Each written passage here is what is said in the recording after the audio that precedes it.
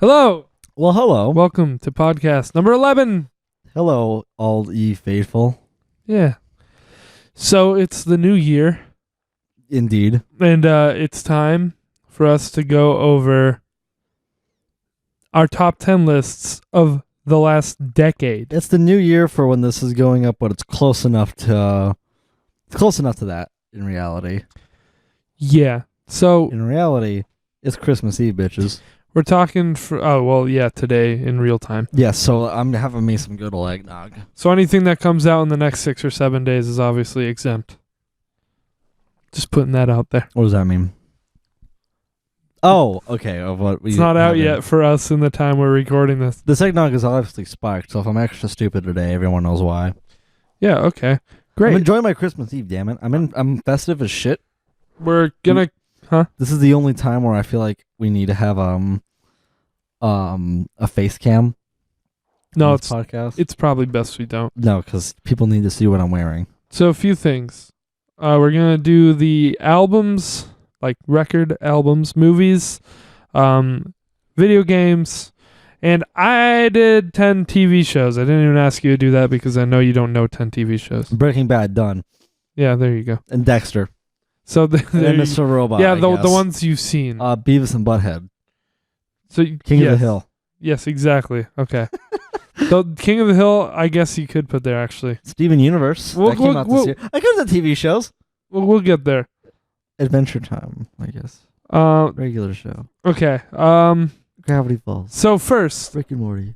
First off, I'm going to have some food arriving here at some point. Can I have some?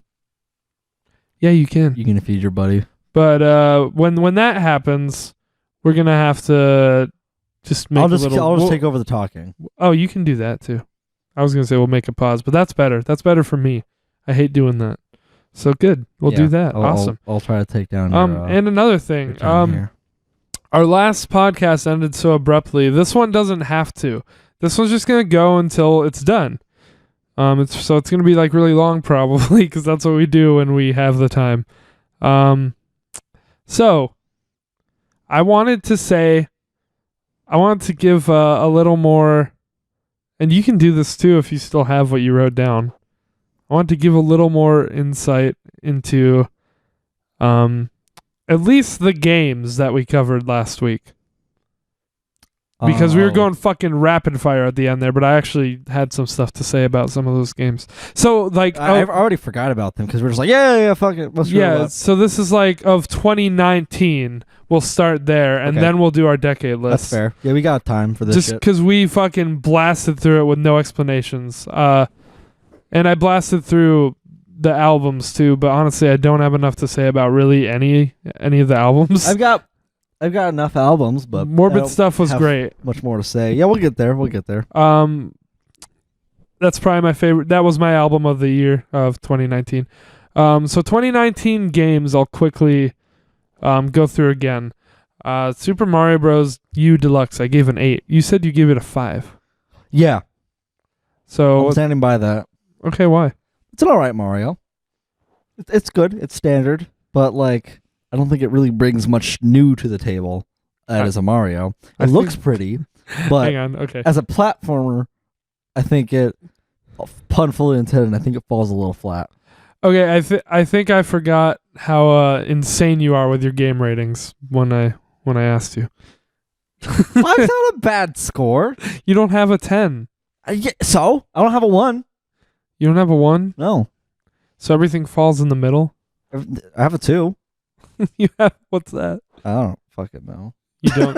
Okay. Some shit that someone some crappy horror game on Steam probably.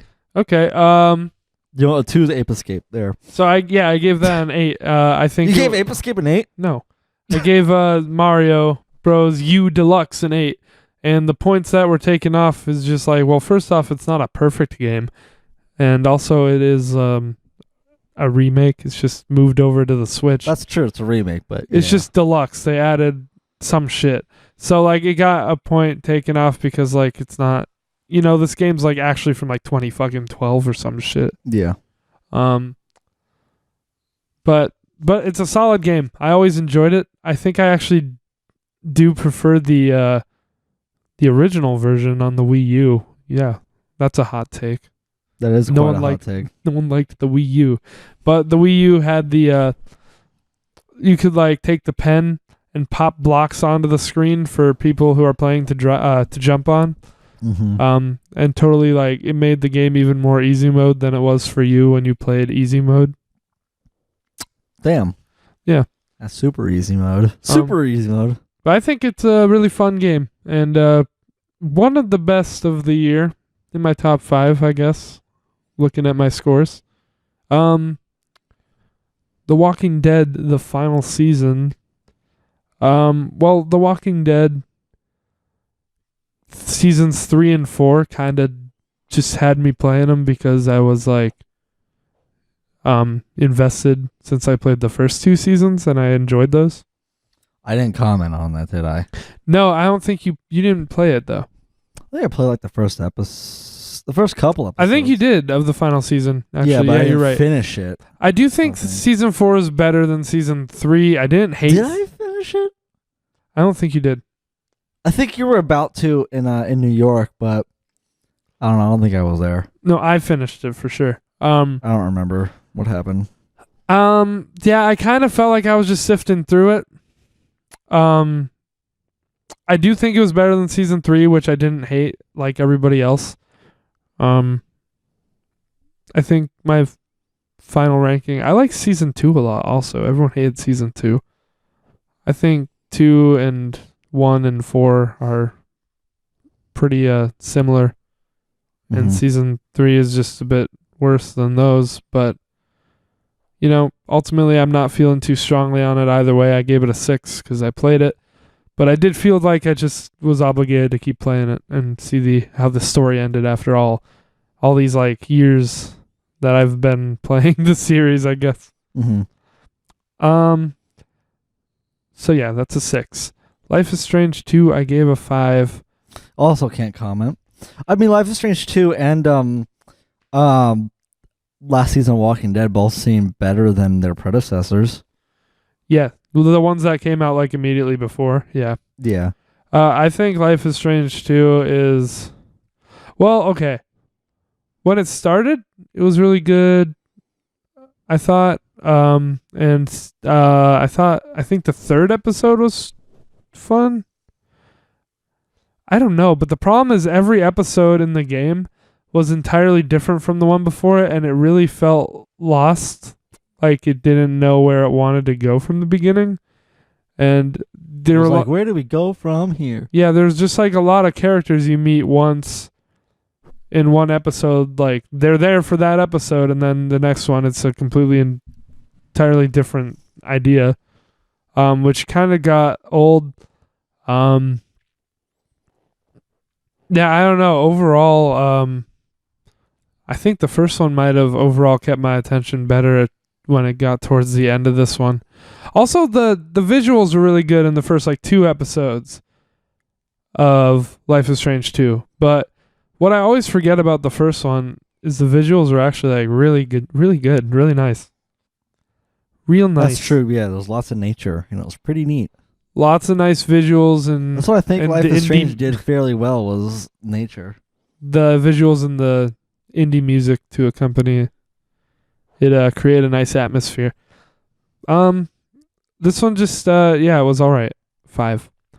Resident Evil 2, I gave it a 10, game of the year for me. And I think I've gone into depth about it before when we did our favorite games list or something.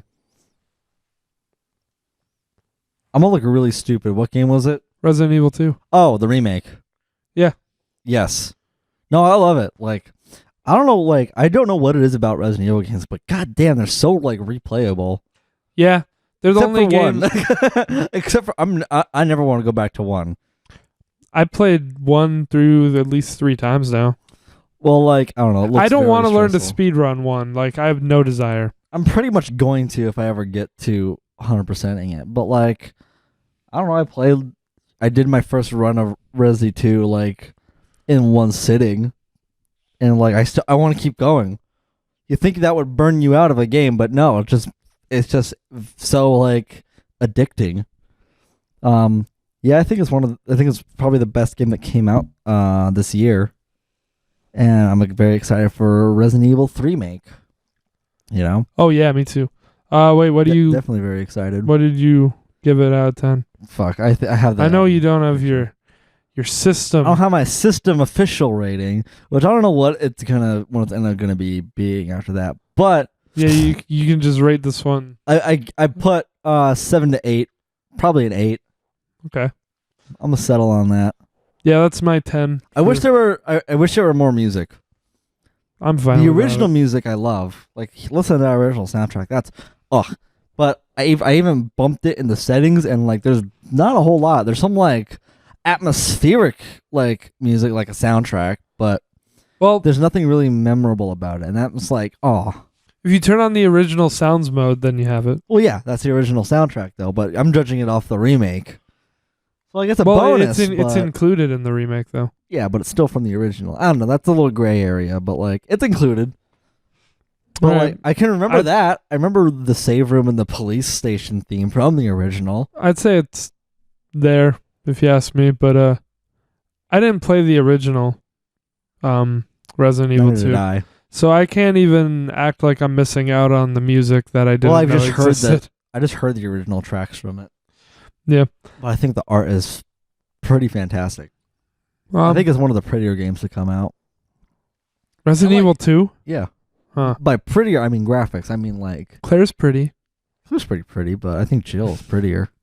Okay, that's great. Jill's I wasn't asking about she's your so preference. adorable. She's, why The- you get the so zom- offended when I say my preferences? The zombies in the sewers, so pretty.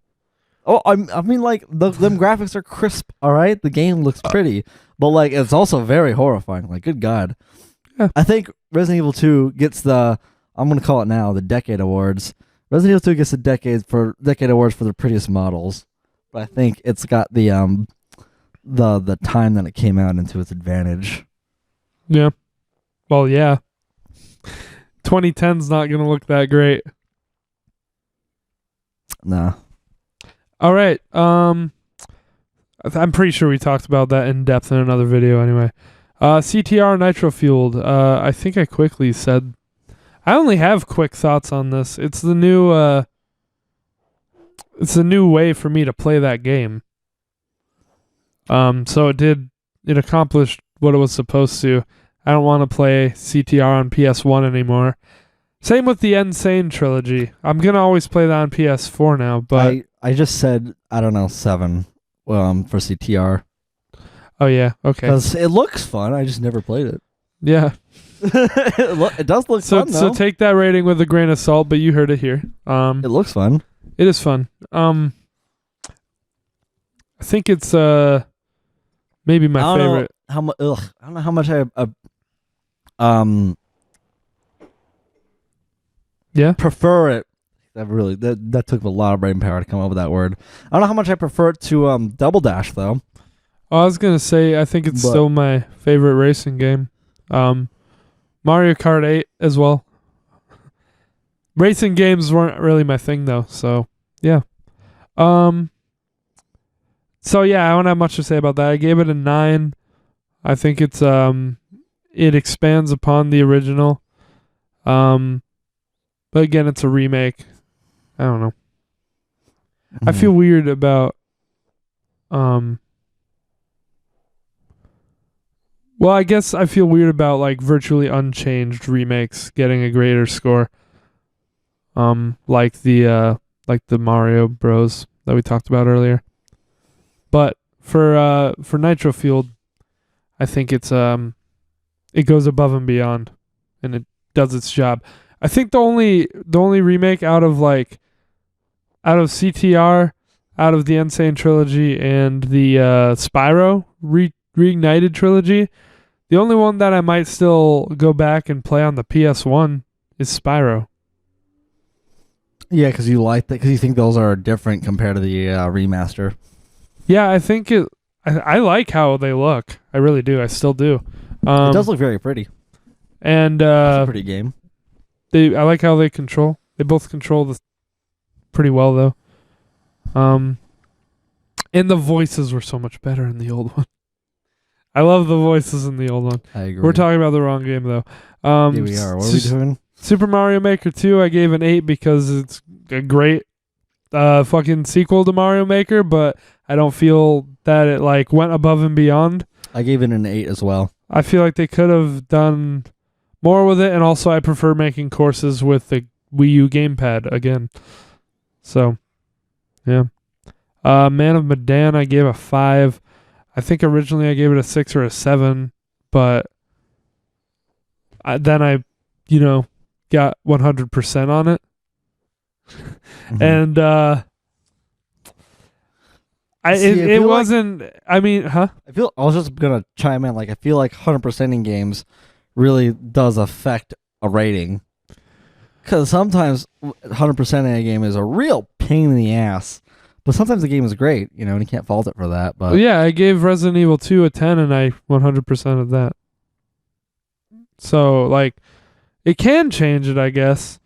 With Man of Medan, it became clear to me how less great it was compared to Until Dawn. And like everything that they've released, Supermassive has released since Until Dawn hasn't been as good as Until Dawn. And that's kind of sad to me. I hope they can pull that off again at some point. I gave Man of Medan a 6. The solid 6. Okay. Yeah, that's like where it was for me. I knocked it down a point because I actually really got annoyed. Yeah, it might go down to a 5 because it's honestly pretty forgettable. It's really forgettable too. Like, what did I even like about this game? Yeah, as I played it over and over again, I was just like, I'm not having a ton of fun with this. Like, Until Dawn, when I 100%ed it, I still never got bored of it. I was like not looking forward to being done with it when I was 100%ing it. Because I love all the characters. And I don't think Man of Medan has any characters that I really like. Mm-hmm. Honestly.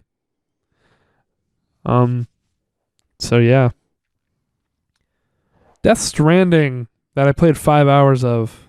And I gave a 5. I just gave a sneeze emoji. That's good. The sneeze emoji out of 5. Yeah, so I kind of gave my thoughts on this. The gameplay loop was really, really bad. And then, like, I'm not saying anything new or adding anything to the conversation by saying that. I only heard bad things about it. I've heard a lot of good, but you have to play for 20 hours to get there, and I'm not down with that. Yeah, me neither. 20 hours No, thanks. for it to start getting good is kind of Honestly, ridiculous. In my eyes, a game has 2 hours to grip me. If you can't do it in 2 hours, That's usually... you failed as a medium. I'm usually like 2 or 3 hours. I gave this one 5. I was really like, okay, we'll see. I think that my basis off of that is that's the way the Steam refund works, is that you can't refund any game that you spent more than 2 hours in. Oh, okay. So I'm like, if a game can't like persuade me to not refund it within 2 hours, bye. No, I never refunded a game, but you know what I mean. Mm-hmm. So yeah, I don't know. I gave it a 5, but I definitely didn't play enough of it. I guess technically, I played enough of it to where I didn't want to keep playing, even if it was gonna be the best game ever.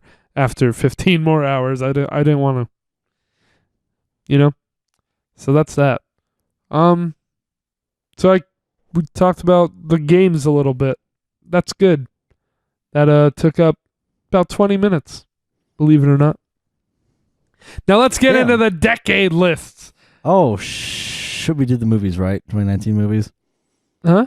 We did the 2019 Yeah, movies, we right? actually got to talk about them last week. We didn't get to talk about... That's why I was like, I forgot if we did. All right, let's get into the decade list. Yeah. Okay. Let's do it. All right, let's see. I spent 15 minutes making my list, and you spent like 5 hours making yours. Yeah, I spent a lot of time on this. So, I mean... Albums of the decade first. I went through Wikipedia and went through year by year of That's like, what I did. Came out that decade. Okay, well, you took forever. Here's the thing. Wikipedia doesn't have every album, movie, or game. And I realized that by like looking at my lists after and being like, wait, what about this album? Or like, what about this movie? Because they weren't all there for me. Mm-hmm. But this is what was in Wikipedia and what I remembered. And Pretty much same for here. you. Yes. If there's anything that we've seen and like totally skipped our mind, then whatever. I All guess right. that's that. Albums first. You start Albums at your first. 10. Okay, so we're starting at starting bottom. We're gonna do albums, then movies, then games. I Okay. think. Or should I do TV shows? Albums, movies, and then yeah, do your TV shows first. While I have a sippy. Do you want me to do that because because you don't have TV shows? Okay. Well, did you want to talk about that? I'm just gonna quickly cover them. Okay, though. then I'm gonna take a sippy. What's that? Oh, okay. Okay. So I put TV shows that were airing at any point in this decade. So there's a wide fucking range. There's not a lot of logic to this because it's not necessarily that like the best parts of that TV show even aired in this decade. It's just like maybe only the really bad episodes aired in this decade, but it's a really good show overall. So it made the list. That was really hard for me to follow. Yeah, I was like, you follow all that? I don't know. Yes, totally. This will make sense immediately with my number 10 pick. I put Beavis and Butthead because it came back for one season in like 2011 or some shit. So technically, Did? Yeah. Damn. And it was okay. Okay, wait. If you're judging it by then, do we count games that were updated within the decade, or they have to come out? Wait, games? Mm-hmm. No, for games they had to come out in the decade. Okay, so not updated. 1 second. Because lots of websites were counting Minecraft as like games of the decade, which was strange because I think that game came out in like I think it was 2009, 2007, one of those. But I think it came out for console in 2011. Okay, no, I put Beavis and Butthead here. I know it's like totally like fucking cheating. Was that your food that called you? No, it was a stupid call, so it's fine. Why bother? It's fine. But I answered it just in case it was that. Okay. So yeah, that's a total like cheat to put Beavis and Butthead here because I'm referring to the first 3 seasons, which came out like way before that, if I'm being honest. But with my rule, it works. It fits on there. At number 9, I put Supernatural, even though only the 5th season aired in the 2010s decade. That I should have led with this. I only really liked seasons 1 through 5, and then I watched seasons 6 through 11 just because I was that deep in the story. And seasons 12, 13, 14, and now 15, I have just completely not watched because I couldn't anymore. But since season 5 aired in this decade, and because Supernatural at all aired in this decade, it makes the list. Makes sense? Okay, makes sense. Say something for a second. I'm getting a call again. Okay, he's getting another stupid call for some reason. So I'm trying to like hog down this eggnog and Jack, and man, it does not taste good. Like you have to put like barely any Jack in it for it to not taste like dog ass. So my next glass, I'm gonna try some Captain Morgan. Oh, I guess something about Postmates. I guess the place was closed, so that's a fucking bummer. Well, yeah, because on the app it said they were open, so fucking Jesus. Well, I guess that's fucking stupid. Well, let me check. Unless they just closed on your person. That could have happened. Oh yeah, no, they're closed. Jesus Christ. They're All right, closed. yeah, I'm gonna. I check Google Maps first, my guy. But no, I no. I fundamentally disagree. Well, I'm sorry. Okay. Cancel delivery. The place closed. Well, Dan, that's crazy. So it looks like you're starving. Unless you want to just get Pizza Hut. I'll get food after this. We'll see what's open. All right. Okay, that's probably not going to be likely because we're going to be doing this for a while. So. Yeah, we'll see what's open. Good thing we'll see what's open that late on Christmas Eve. Probably nothing. Yeah. All right. At number 8, I put The Walking Dead because I really enjoy a few seasons of The Walking Dead, and it did start this decade. I haven't enjoyed it in a few years now, but, that's irrelevant given my rules of this list. 7, Kenny versus Spenny, aired into 2010, I hope and believe. I think at least the Christmas special did. So, that had to make my list because it's a great show. 6, Rick and Morty. Just in general, everything that's out from Rick and Morty is pretty great. So that's that. 5, Game of Thrones, because I generally enjoyed the series a lot, but the last season was pretty bad. Also, no new hot take there. I'm just kind of bandwagoning with that take. That seems like the general conjecture. Yeah, so, but it made it really high on my list because of how good the rest of it was. Lost, the last season, I think, aired in this decade in 2010. So, again, it makes the list because Lost is probably in my top 10 shows. I don't know. Number 3, I put Dexter because Dexter, Dexter. Yeah, like half of Dexter aired in this decade. And Dexter's also probably in my top 10 shows. Number 2, I put Mr. Robot, which just ended a few days ago. We've been cutting the stream short so I could see it. The streams, the podcast. And now it's over. Yeah, and it was really great. Like, the entire series all the way through was fantastic. Never let me down. Some people didn't like season 2. I thought season 2 was great. So, gotta give it to my number 2 spot. It's probably my number 2 favorite show as well. Unless I'm forgetting something. Just like ever. And the number 1, of course, goes to Breaking Bad. Shocker. Yeah, because it ended in 2013. And it most of its run was in the 2010s. So you know what I like to think? That our parents will watch these podcasts and write shit down that learn about us. Oh, this is our favorite now. We should tell them about it. Oh wow, they hate this. Oh, they like this. Okay, yeah, there we go. Let's just show them the podcast and be like, here, you don't know what to get me for Christmas, do your homework. Yeah, so that's the 10 TV shows, and the rules are kind of stupid for them being there, but they're there. Well, that's cool. Yeah, now we'll do much less stupid rules and much more thought out and planned. We'll go into the other 3 lists, which is why you're here. We'll go albums, then movies, then games. Okay, albums, movies, and games. Gotcha. Albums will probably be the least interesting. That's why we're starting with it. Yeah, at least interesting from me. So, okay, so we're starting at 10? And me, I have repeats in the top 10 albums of the decade. Damn. So that says how many bands I listen to compared to everyone else. Oh, I have 11. Okay, go for it. I've got 11. So I guess starting at, because I like to go one above. Do your 11 and your 10 pick. Okay, so 11 and 10. And then I'll do my 10. Revolution Radio. 11? Okay. Yeah, at 11. Well, I mean, I don't have a lot here, obviously, through the decade. Yeah, I didn't just rank everything I listened to. I only put stuff that I wanted on my top 10. And a lot of the stuff I like that I think is more recent came out within the 2009 decade. Yeah. So it really I barely get shut out of all this. So I mean, I'm sure there's a lot of music, but I don't like any pop or rap or trap music or whatever the fuck the kids are listening to now. Revolution Radio didn't make my list. Yeah, but it's on here because I still enjoy it, Good. And then I guess 10. At number 10, The Endless River. Really? The last Pink Floyd album. Okay. Yeah. Because that came out in 2014. Yeah, but I didn't think you were crazy about it. It's the only thing I could put on this list. Okay.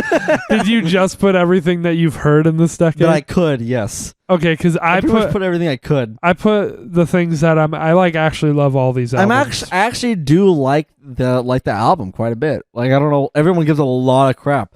But I'm this does sound a lot like the Vision Bell era, which makes sense because it's the album right after. But yeah, I mean, it's a fully instrumental album, so I could get a good amount out of it, and it's 4 discs or sections, I guess, and there's no lyrics until the last couple songs. But I think it's good to put the background of stuff while you're doing things, or listen to you just chill out. Yeah. Okay. Cool. So I think it's all right. It's not bad. Wait, hold on. Let me check when did Division Bell come out? Actually, 94. How the fuck do you know that? Because I remember things like that. No, you don't. Yes, I do. You're saying that. It's 94. Bullshit. You know that quicker than me because I think it came out in 94. I'm gonna go ahead and predict it's 97. No. There, I found it on Spotify. Yep. 95. How the fuck? Is it 94? Yeah. Okay. How do you know that? Because I remembered. What do you mean you remembered? I've seen what? it. I looked up it. Yeah, I looked it up. Why? Why did you look it up? I was just going through it. Because it's your favorite album. So I Okay. cared to check when it That's came out. interesting. It was my favorite album. It's still up there. Wait. It's not your favorite Pink Floyd anymore? I wouldn't say so. Oh, that's its own conversation. I would say it's third now, but like if we're talking like what's objectively like a better album, it's not up there, but it's up there for like personal reasons. Oh yeah, this is random and no one So, will yeah. care, but no one watches this, so it's cool. I think it's Fantano's reacting to Animals in 2 days third. Oh, cool. on the live stream. I will say that's my second favorite Pink Floyd album now. All right. Okay, so my number 10, if you've said everything you wanted to say. Yeah, well, yeah, I'm done with those two. Yes. These are all albums I love. It's just like there's one or two names that are going to repeat, which says how much I listen to. Like I said. Oh fuck. 10, I put the Gaslight Anthems Get Hurt, which is known as their worst album by a lot of people. I think it's a good album. I don't know. I enjoy it. I find myself going back to it. I play the songs on there. I'm not absolutely crazy about every song, but I like every song. And some of them are like kind of top tier, I think, for them. So it made my list. That's cool. I think I didn't think this through, but now I want to cover like favorite tracks from these as I go. You can do that too. Shit. Oh, I'm good. Okay. I would say my favorite track from Revolution Radio, Youngblood. Next. Yeah, great. That's exactly yep. So my favorite tracks from Get Hurt would probably be I really like the first three. You know what? Straight Paper is a great song. Rolling and Tumbling. From Endless River, I'm gonna say No Name number 5. Silence. Wait, is that really a song on there? No, it isn't. Okay. Weird joke. No, I mean, no, because I don't remember the names on it. They all like blend together. Oh, was that not an Elliott Smith joke? I think I'm gonna say Louder Than Words is one of my favorite ones. Yes, it was an Elliott Smith joke as well. Okay. I really like the last song, Dark Places, on Get Hurt. Mama's Boys and Sweet Morphine, which are both technically bonus tracks, but I think they're some of the best on there. I like almost every song on that album, so this is going to be hard to do. Okay, that's my number 10 anyway. What's your number 9? Number 9, Revolution 9. No, Be More Kind. Really? Okay. Frank Turner. Yeah.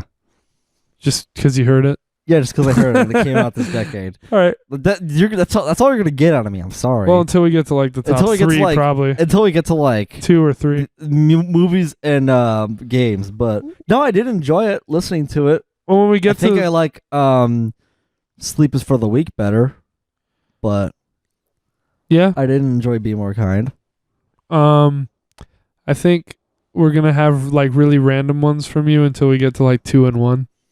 Maybe just 1. Okay. Is there anything you want to say about it? You probably can't name a song on there. Be More Kind. Yeah, well, you know. All right. Make America Great Again. That is a song on there, isn't it? Yeah, it is. That one also didn't make my list, but I wasn't putting any albums that I can't say that I know thoroughly. So like any albums that I didn't hear that much of, like there were some Bad Religion albums that I heard once or twice and I just like can't say I really recall what they sound like, because they all kind of sound the same. Yeah, like and just other like the Sum 41 stuff that came out this decade and stuff like that. Like I listened once or twice or 3 times, but I can't say I fucking remember how that shit sounds or like that it stuck out to me in any particular way. My number 9 was Tony Sly, the 12-song program. I love both of his solo acoustic albums, and may he rest in peace. He's one of my favorite songwriters of all time. But I think I just slightly prefer his first the 12-song program. Standout songs? I'll have to check. Dead air. No shit. Whoops. Okay. I think this as Nagi is starting to hit me a bit. Okay. I'm starting to like be spacey. My favorite songs on there are probably drinks more. Yikes. I think I don't know. I mean, drink. Of course, I drink more. Like when it's starting to hit you is when the party's starting. The first 4 are probably my favorites on this album. Capo, Fourth Fret, Via Munich, The Shortest Pier, and Already Won. Yep, that's what I'm going with. How about you? What's your number 8? Number 8. Morbid Stuff. Okay, weird. That's like really low. It's a little bit low, yeah, but I got other stuff. Do you here. actually have like good shit from 7 to 1? I don't know, That's a that's up pretty to you. solid album. That's up to you. Yeah, no, it is a That solid said, album. it didn't make my list. Just because It didn't? No, That's crazy. You said it was an awesome album, but it is. It I was think my album of the year 2019. I think it's pretty good. But I think it's my least favorite out of Pup Stuff. Weird. All right. So I mean, yeah, it's good. I like it though. It sounds like that their sound is pretty refined, but I don't think they were taking like. I don't know. They did take some risks, but I don't feel like as many, or like they weren't as experimental with what they were doing. I thought it was their poppiest and most catchy effort yet. Yeah. In a good way, though. I like it better than The Dream Is Over. So. Well, stay tuned. All right. So my turn, I guess. At number 8 for me, I put the Menzingers' Rented World. Which I think is like also seen as a dip in quality for them, but I think it's a fucking great album, so I don't know. I enjoyed it more than After the Party and Hello Exile, personally, which are their last 2 albums. Standout songs for me, Rodent, Where Your Heartache Exists was like my song of the decade according to Spotify. That's one of my favorite songs for sure. And Transient Love is up there. And Nothing Feels Good Anymore. Those are probably the ones that I absolutely want to shout out. It's a great album. I really like the sound they were going with right there. It's kind of unique for them, falling between On the Impossible Past and After the Party. It kind of has its own sound, where the last 2 kind of sound more generic and similar. Not in like a bad way. I still enjoy those albums, but you know what I'm saying. Yeah. Okay. And there are some standouts on those albums for sure as well, but they're not on my list. What's your number 7? Number 7. I can't remember it. I gotta switch back. Okay. Yeah, I don't know if you heard of this one because it's kind of like an underground album, Lesson Lovers. Okay. From the band Seizures Ghost. That's funny. What? more than Morbid Stuff? Yeah, I like it better than Morbid Stuff. Wow, that's a compliment. Yeah, you're welcome. I like the album. Okay, so that's my album. I've heard it for everyone who doesn't know. No, I've heard it which is all of you. For about 50 hours straight and more. Yeah, you did. I still like it. You were there. And it's still in my head. Son, you'll be like, oh, what song does this sound like? And I'll be able to tell you what the melody is and shit. I still don't know the words. Yeah, you were there for the recording process of that album. Yeah, exactly. I think it's your best stuff out so far.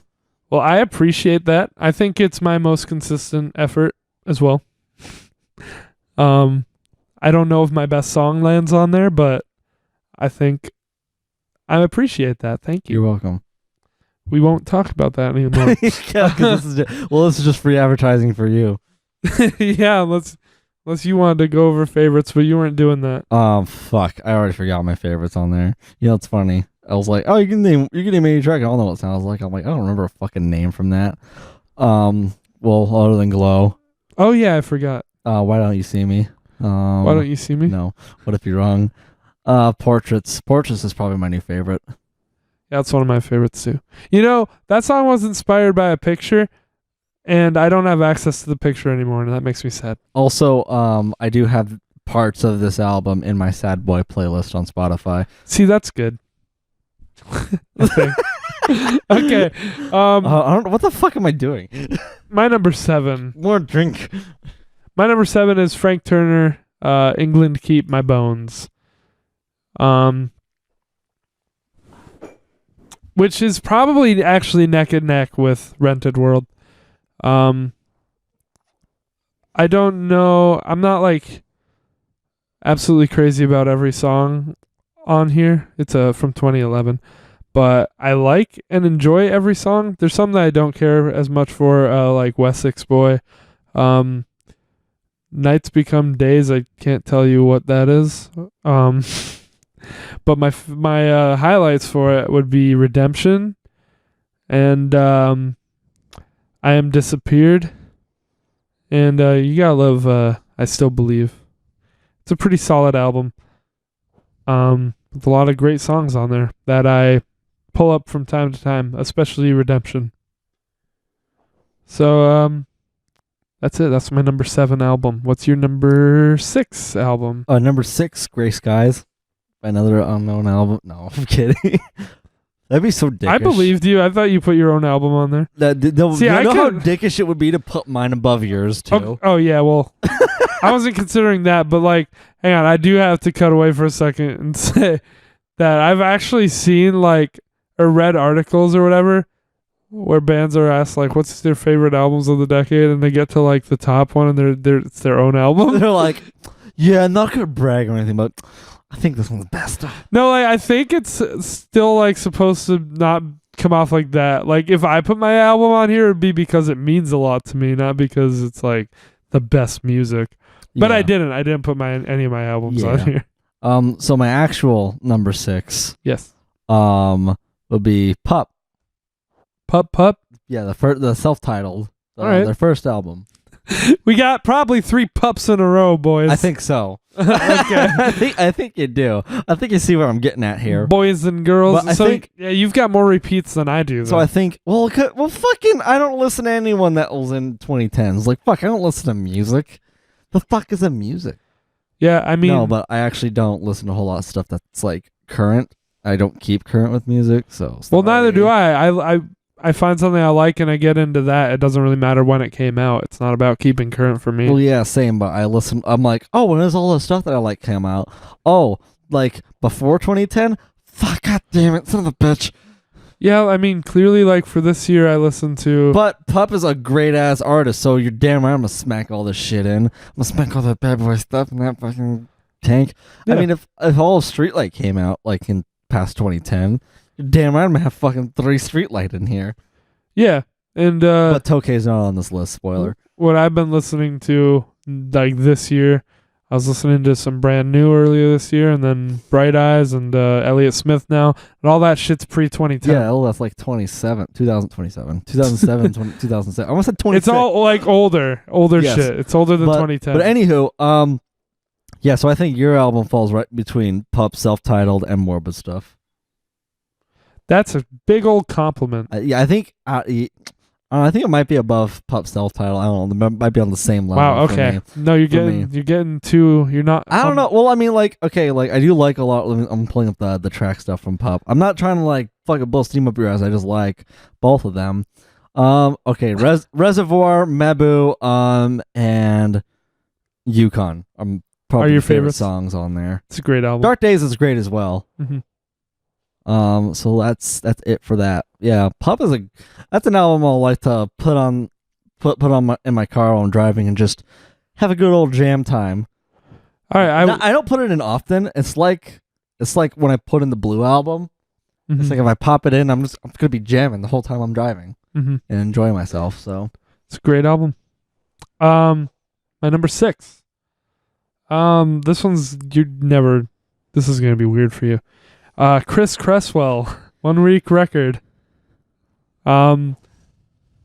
This is such a weird pick for me, but I had to include it. And I had to include it relatively high. Like 6 is pretty good. Those other albums are great. But this album was actually, it's called a 1 week record because it was actually done in 1 week. Whoa. Yeah, and it was just Chris Cresswell, which is the lead singer of the Flatliners, who I don't actually listen to a bunch. But this album, every song on it is like, I fucking love it. And for a few years, towards the end of high school, and just after, I would listen to this album like completely, in full on repeat, like all the fucking time. Wait, which album? You've never heard of it? Oh, okay. It's then. Chris Cresswell 1 week record. Yeah, okay. Yeah. And every song on it is still fucking great. I would still listen to this. I don't listen to it very often anymore, but I should. And it's like every song's just more or less him and his guitar. And I don't know. I love this album. Favorite songs on it? I really do love every song on it, and I don't even know if I can find the track list because I don't even know if it's on Spotify. But I'll check. Oh, it is. They added it on Spotify. Okay, Daggers. Meet Me in the Shade.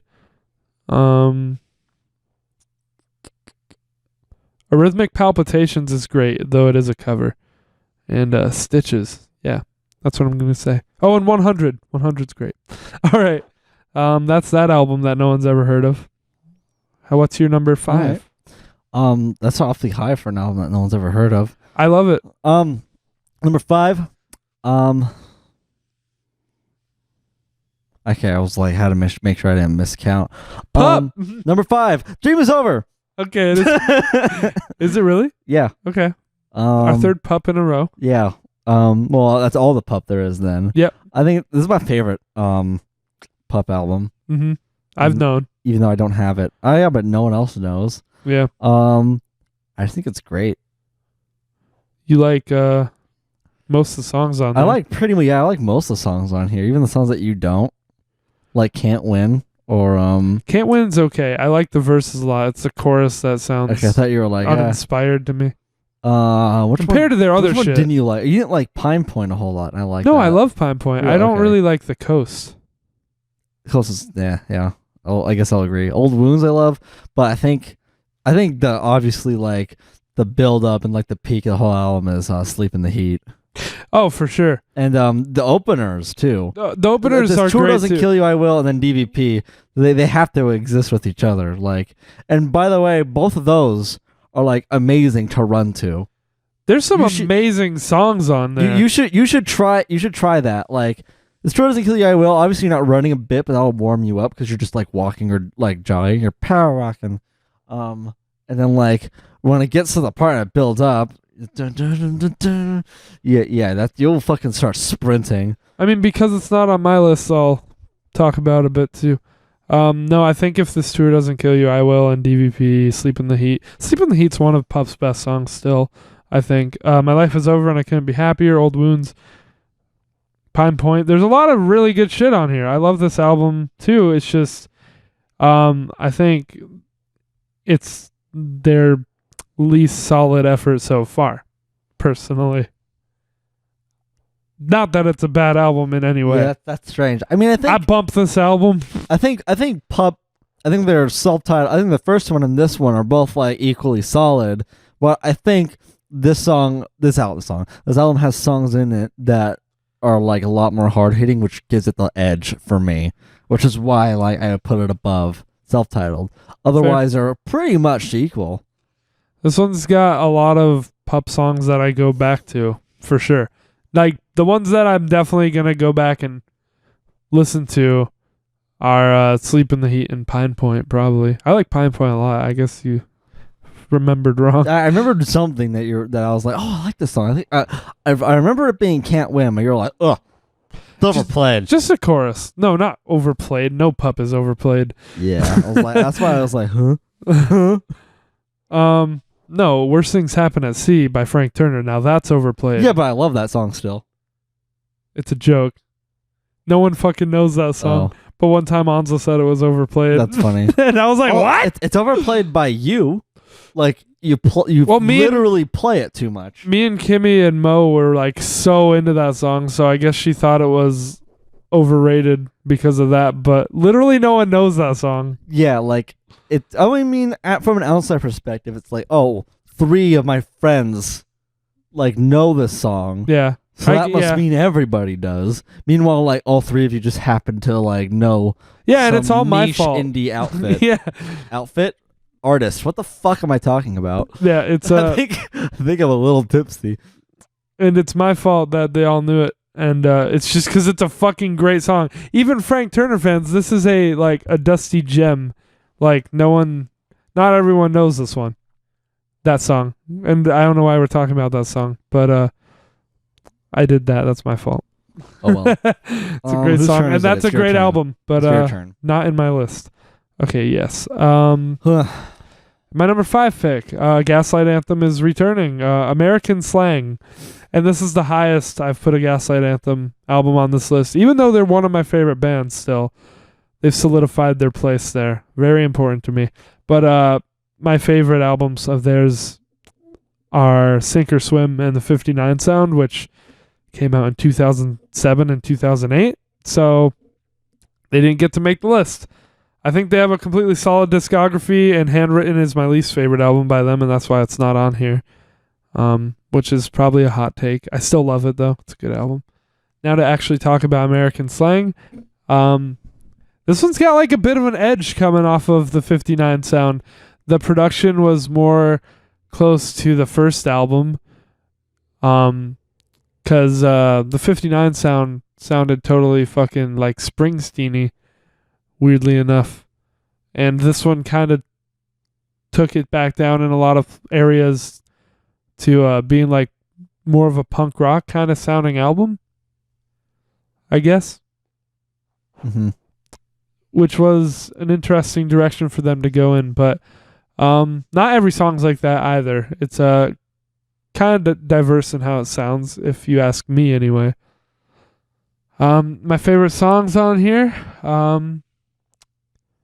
let's see, I really like Stay Lucky. Bring It On was really good. I think I listened to it too much, but it's a great song. The Spirit of Jazz is one of my favorites for sure, and we did it when we were young. And She Loves You isn't included on the Spotify version of the album, but it is on the iTunes version. She loves you, yeah. Yeah, but not that. It's one of, I think, probably my favorite Gaslight Anthem songs. I don't know. It's probably in the top 10. If I sat down and went through them all. So your number 4 pick. Number 4. Might come as a shock to you, but I don't remember what could. Oh, I do know what would shock me. Hands That Thief. Yeah, okay, that's shocking. How's it shocking? That should be your number 1. Oh, I got some other ones. Yeah, we'll hear what you got. Okay. All right. Well, I mean, it's the only streetlight I'm allowed to put in, which sucks. Which fucking sucks. Because I think Hands That Thief is probably my least favorite streetlight album. But that's not like bad thing to say. It's just like how Morbid Stuff is my least favorite pop album, you know? Their covers album is my least favorite. I don't count that. We don't count. I don't even count Keysby. Oh, really? Yeah. I definitely do. Well, it's counting Catch-22, but it didn't come out this decade. Anyway. I love The Three of Us and Ungrateful still bop. Probably my favorite song on here is With Any Sort of Certainty. That's fair. Right above The Littlest Things. It's a good song. Those are probably my 2 favorites. And then like probably I think after With Any Sort of Certainty, the album just kind of teeters off, and I'm like, yeah, I think I'm good. You know?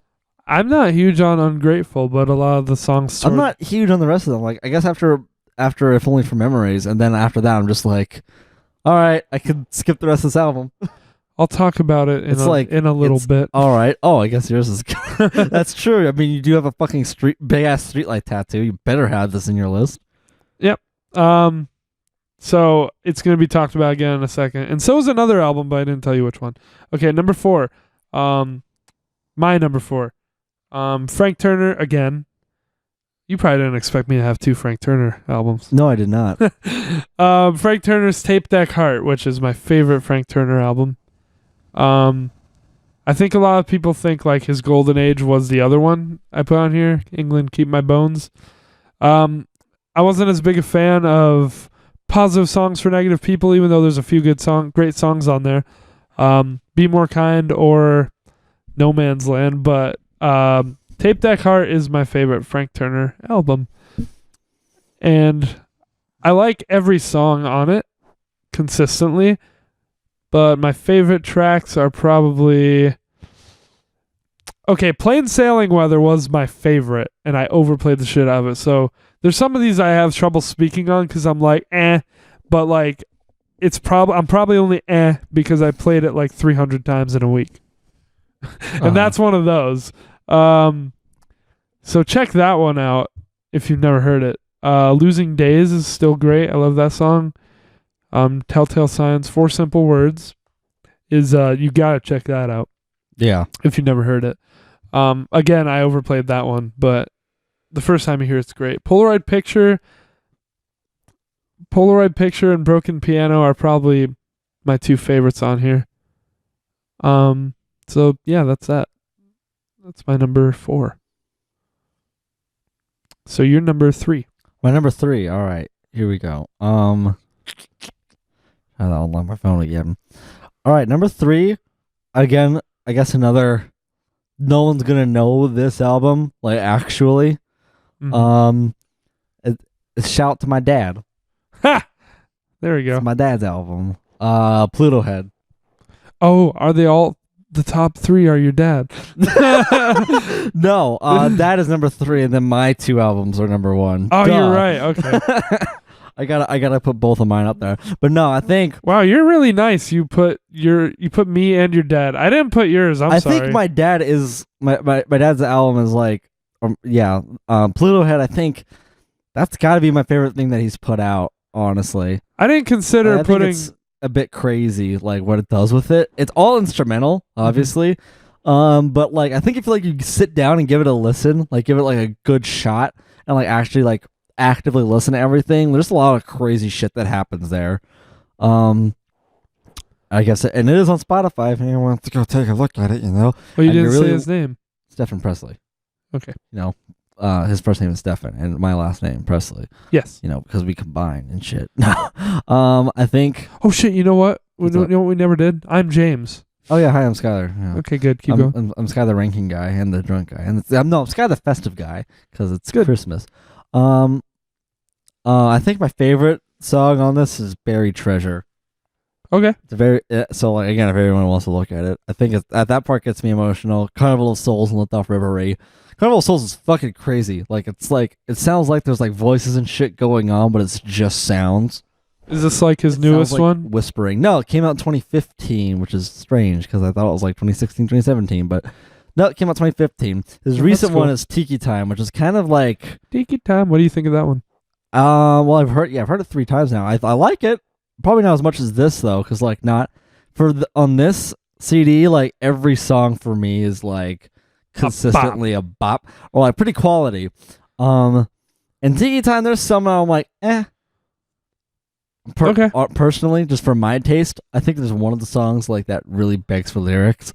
But it is kind of resonant of Pluto Head in like how it uses some sounds. But yeah, Lift Off Reverie has like really fucking funky ass bass like rhythms and like a bass line that's awesome. And the track Pluto, that one's like the if everyone likes prog rock at all, this is the one where it's just like a real fucking trip and there's a jump scare in it. There's a real bad jump scare in this. Is it worse than that brand new one? No, it's not worse than the brand new one, but it's worse than the jump scare in Echoes. Go listen to Luca if you haven't by Brand New. But no, I recommend anyone go like take a listen to this, especially if you like, I don't know, just like chilling, just crazy ass shit. Like just if like you really like explore. I mean, that was the point of like this CD. Was like, oh, my dad loves astronomy, but he said, but it, like in the little CD like info thing, it's like, he always likes to explore the outer reaches of what's possible with music. Oh, did he like go planet by planet? Like going out by Pluto. No, that'd be cool, but that's what you should do. That's another concept for you. Oh, there you go. Yeah. Do the planets. Yeah, really quick. Like I've been like writing some like concept stuff or like exercises of like what I'm trying to capture what things sound like. And right now I'm doing the 5 stages of grief. And I was like, oh, I could probably do like the 4 seasons, but that's obviously a thing. Mm. So planet by planet, that could be interesting. Yeah. Sweet. I think that's all I have to say about that. Just guys, go check that one out. Like that was, I think that's worth taking a look at. I might give you that as a rec.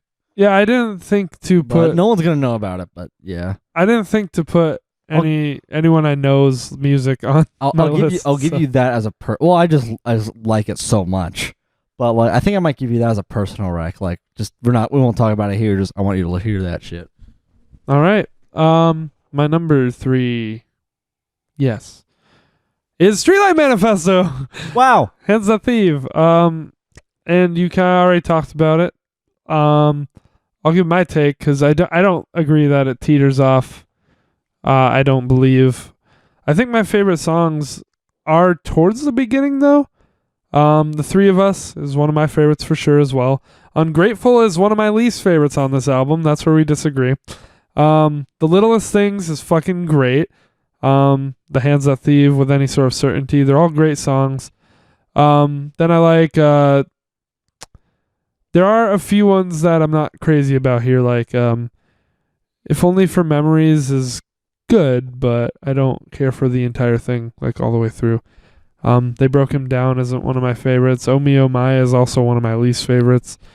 Toe to Toe and Your Day Will Come are both great as well. I think Your Day Will Come became like one of my favorites that I go back to a lot.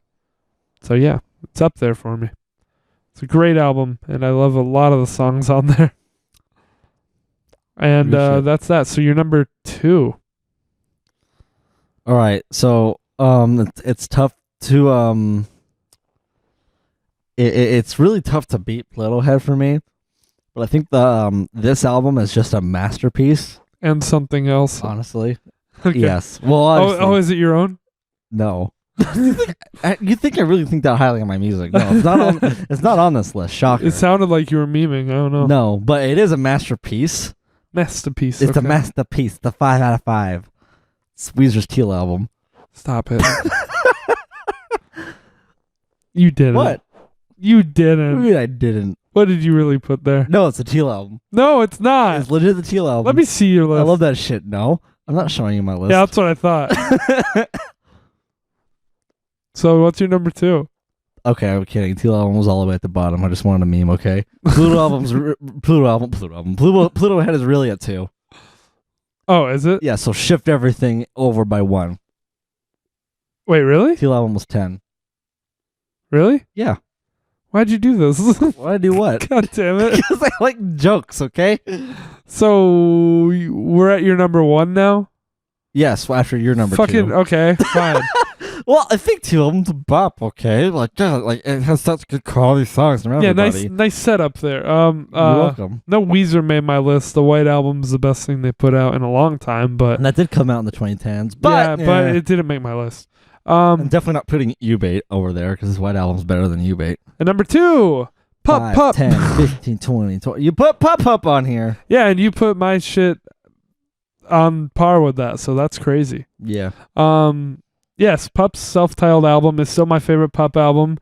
I didn't even put Morbid Stuff on here or The Dream Is Over. But Pup's first album is, I think, completely solid for me. No, wait, there's one song that I usually skip on it. But Guilt Trip I overplayed. That's my fault. But it's a great song if you've never heard it. I agree. Reservoir Mabu. Never Try is one of my absolute favorites on the album, which apparently the band thinks is like a throwaway song because they haven't played it like since before it came out. I think it's one of the best songs on here. I love that song. Same with Cul-de-sac. They never fucking play that shit. It's one of my favorites for sure. Oh, that Cul-de-sac's great. Yukon, great song. Dark Days. Lionheart and Back Against the Wall are probably my 2 least favorites on here. And Factories is pretty great, pretty intense.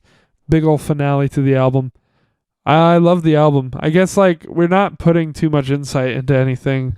We haven't like taken notes on shit. We're kind of just saying our favorite songs. Pretty much. But whatever, that's the way it is. What's your number one? My number one's gonna blow you away. Probably. Well, it's a bigger masterpiece than Teal. I have no idea. Okay, it's the Black Album. No. I have no Black idea. Album's not on this list. I'm sorry, it's trash. There's only 2 good songs on it. I have no idea what's at your number one. The Man, the Myth, The Ratitude. That's not from this decade. Oh shit. Is it really not? No, it's not. Yeah, you're right. It came out in 2009. So I guess I only have 10 albums. So did you really just meme? Yeah, I did. So number 1 is really Pluto Head, and 2 is Hands That Thief. All right. I done punked you. It's okay. That's the only thing I'm memeing here. Everything else is legit. So okay, good. You can trust me. To yeah, fucking Jesus Christ. If you want to take a look at the actual list, there you go. Awesome. All right. You're welcome. Well, yeah. So you're out this at 5, and then Pup at 4, Dream Is Over at 3, Hands That Thief at 2, and then Pluto Head at 1. Okay, Pluto Head's cool. my favorite thing that my dad has been put out. Like, all right, this year. That's fair. He's above Pink Floyd. You know, I'm above Pink Floyd. Honestly, that album is above Pink Floyd. Well, it's above. Yeah, I would say so. At least, Well, I guess everything you put above Pink Floyd is above Pink Floyd. At least so that's weird. Yeah. Well, Endless River isn't the best album they put out. Yeah, it's decent, but like it doesn't beat. It beats maybe a couple of Pink Floyd albums on its own, but otherwise, I think Pluto Head is good up until like I get to Metal and Atom Heart Mother or something. Mm-hmm. It's better than like some of the lighter hitting Pink Floyd, I think. All right. But I think it's a great fucking album. Yeah. My album of the decade. You know, 3 bands repeated, so this list doesn't mean a lot, I guess, but my number 1 album of the decade is Menzingers on the Impossible I'm Past. shocked. Color me shocked. Yeah, On the Impossible Past is my favorite Menzingers album, and it deserves to be here. Good Things is a fucking amazing live song, I need to say. You know what bums me out, though, from seeing them live a couple times? They play everything from this album, like, significantly slower, and it bums me out. Because I like to fucking get into it and start jumping around and screaming along. So when I have to do it, like, at half speed, or, like, you know, like the 0.75% speed, it's, like, noticeable. Yeah. You miss, like, all that. Burn After Writing is great. The Obituaries is one of my favorites. Gates. Obituaries. Gates, one of my favorites as well. Ava House, however you say that, is actually one of my least favorites on here. But still a good song. Sun Hotel is great.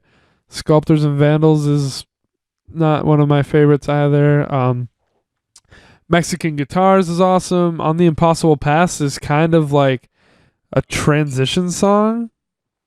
To me, it's kind of just like in the middle of the album, and it's like kind of an interlude. I don't know if that's how it was intended, but I don't skip it. I really like it for what it is. And then followed up by Nice Things. It's great. Casey is one of my favorites. I'm just talking about every track on here. I can't seem to tell, and Freedom Bridge aren't extremely high up there for me either, but when this album's shining, which is most of the time, it's fucking beautiful. It's great. It's my favorite album of the 2010s that I've fucking heard, at least. Yeah, I wish I had more from the 2010s, honestly. I don't know, maybe I'm excited for like stuff to come out in 2020, but we won't do this shit until like 2030. Yeah. Which is crazy. So, I mean, I'm sticking with my answer. Yeah. I mean, a lot of bands I like put out albums in this decade that were good, too. Is This Thing Cursed from the Alkaline Trio was really good. That's an honorable mention.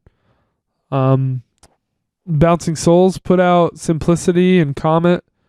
I think Comet was this decade. There was some good shit. But just didn't quite make my list.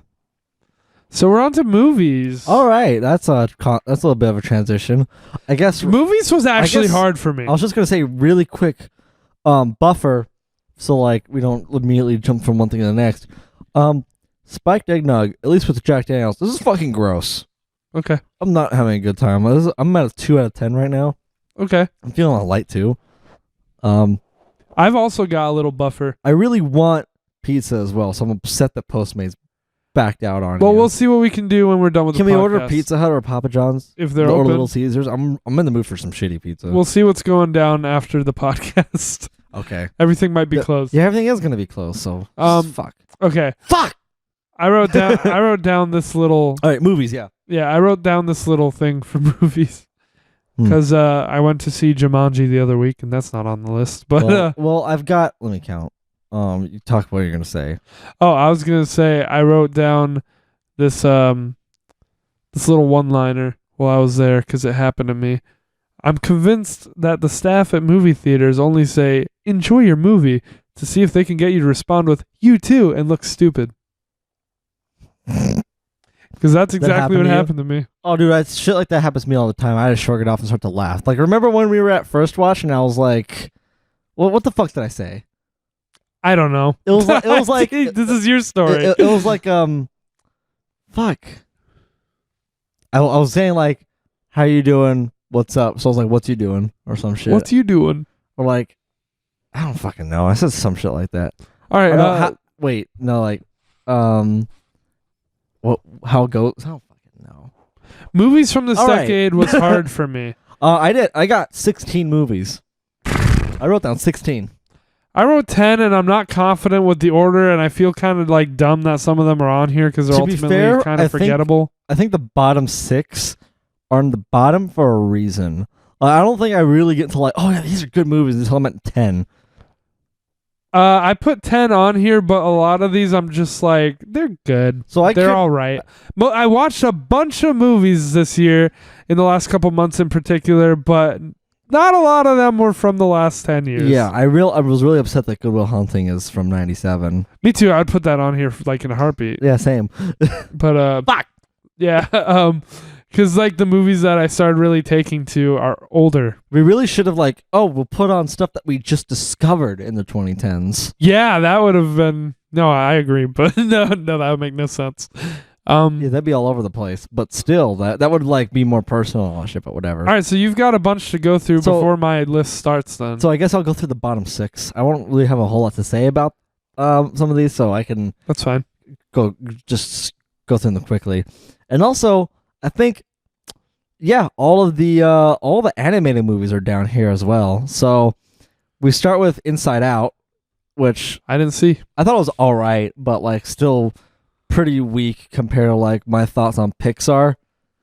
Mm-hmm. This is where like I think this is the last like, well, at least one of the last pretty good things that they came out with. Like, it's pretty good. It's cute, but it's really predictable, and the story is just it's like it really doesn't take its audience seriously. I feel like, but like the concept is neat.